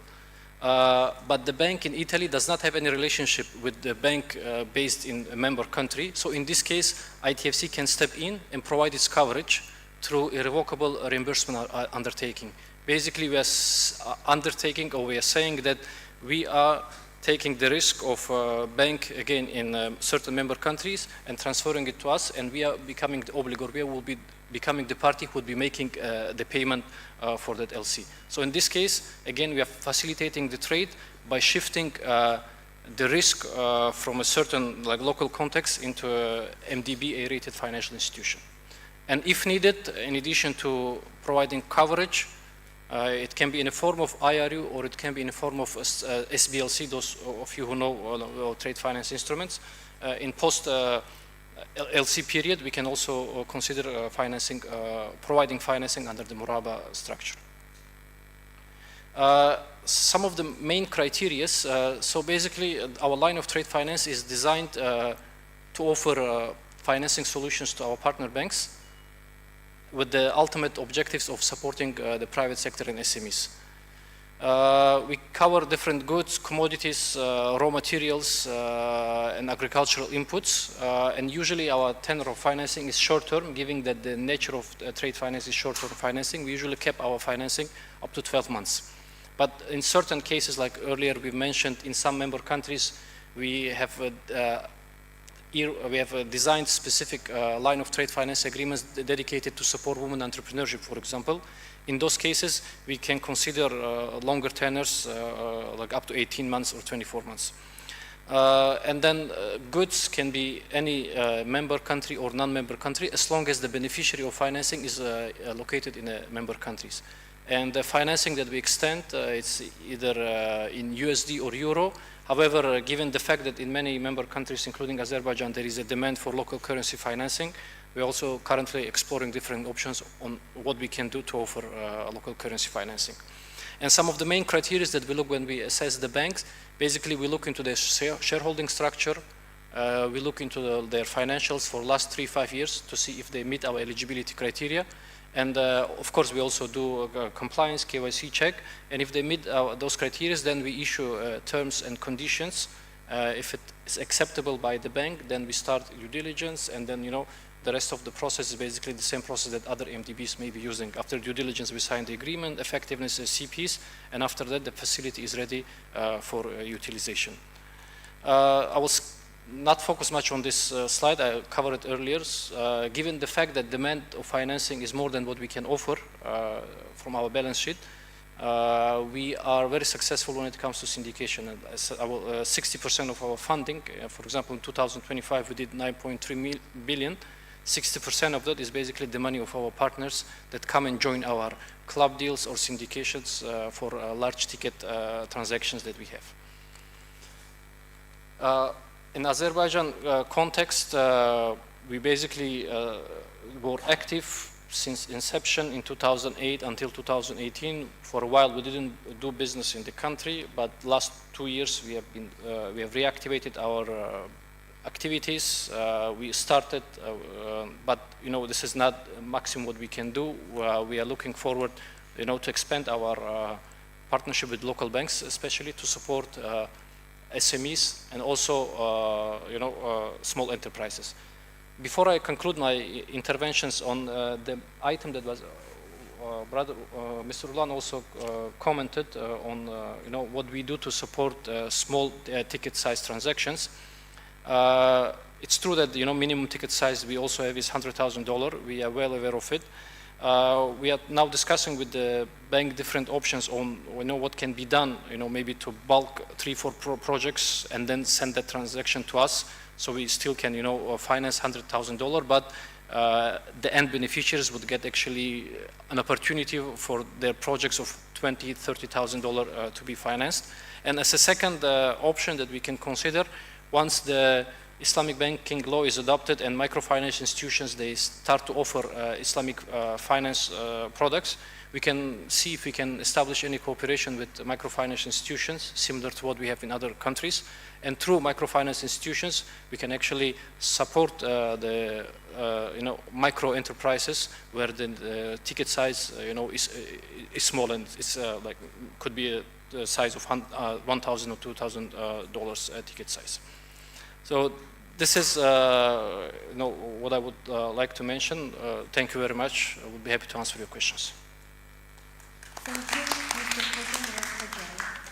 And we'll now open the floor for questions and comments. If you would like to ask a question, kindly raise your hand and wait for the microphone. Kindly keep your questions short and relevant. Please note that we have received a question from the audience, and the question is addressed to ICD Lines of Finance, Mr. Ulan Abilgaziev. How does ICD's line of finance ensure that funding to SMEs creates measurable development impact rather than just financial returns? The floor is yours. Thank you. Thank you. Thank you for this good question. Yes, indeed, like we have described in our presentation that anything we do, we have the developmental impact in our hearts and souls and minds. And we do carefully assess any intervention, whether it's in the financial sector, non-financial. We do project financing, PPP, infrastructure, equity transactions. So we keep in mind what kind of development we are making. Mainly we focus around identifying and incorporating the developmental impact into the structure of our transactions and throughout the execution. So we identify the baseline, where is our client is sitting now, what kind of developmental impact it's sort of earmarking to achieve, and then we monitor throughout the life of the transaction whether the client is achieving its developmental objectives, and then post-implementation we do another round of assessment, what kind of development this transaction has achieved versus the initially set objectives, and then we assess how it was progressing well and what are the lessons learned from our intervention. So another angle we look at is how we are helping the country, the industry, or specific client, in our case can be financial institution, whether we are making the contribution in terms of developing Islamic finance overall as an industry or as an institution or as a product. So in some instances we managed to help a lot of conventional institutions to really get well conversant with the Islamic financial institutions. So like I mentioned here, we've been partnering with 9 local commercial banks in Azerbaijan. So at least these 9 institutions, they already have an idea what is wakala, agency, mode of financing and what is murabaha. So now we know that we're hoping that these institutions, including those two, IBA and Bank Rabita, they can build on this knowledge while implementing its own murabaha products on the financing side. So another angle is also we look at the, we identify what are the national development strategies of every member country. So whether our objectives are aligned with the national development initiatives. So we know that in Azerbaijan there is a 2030 national development strategy, which also speaks about the diversification of the economy away from the, the oil and gas industry into the more sort of diversified economy, while keeping in mind that developmental impact has to be achieved as well in one way or another way. Thank you. Thank you, Mr. Ulan. And we'll now proceed with a group photo for our panelists. Okay.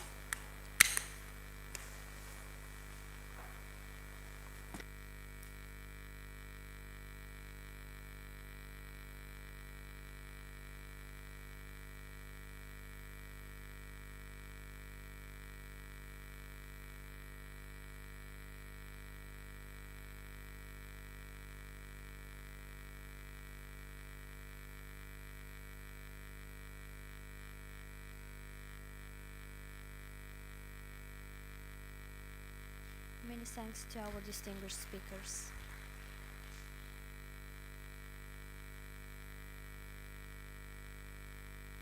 Distinguished guests, ladies and gentlemen, we have now reached the end of today's program. On behalf of the organizers, I would like to thank you all for your valuable participation and engagement in this important roadshow. We hope that this roadshow has provided meaningful insights and opened new avenues for cooperation. We also look forward to welcoming you at the ISDB Group Annual Meetings and Private Sector Forum PSF in Baku on 16 to 19 June 2026.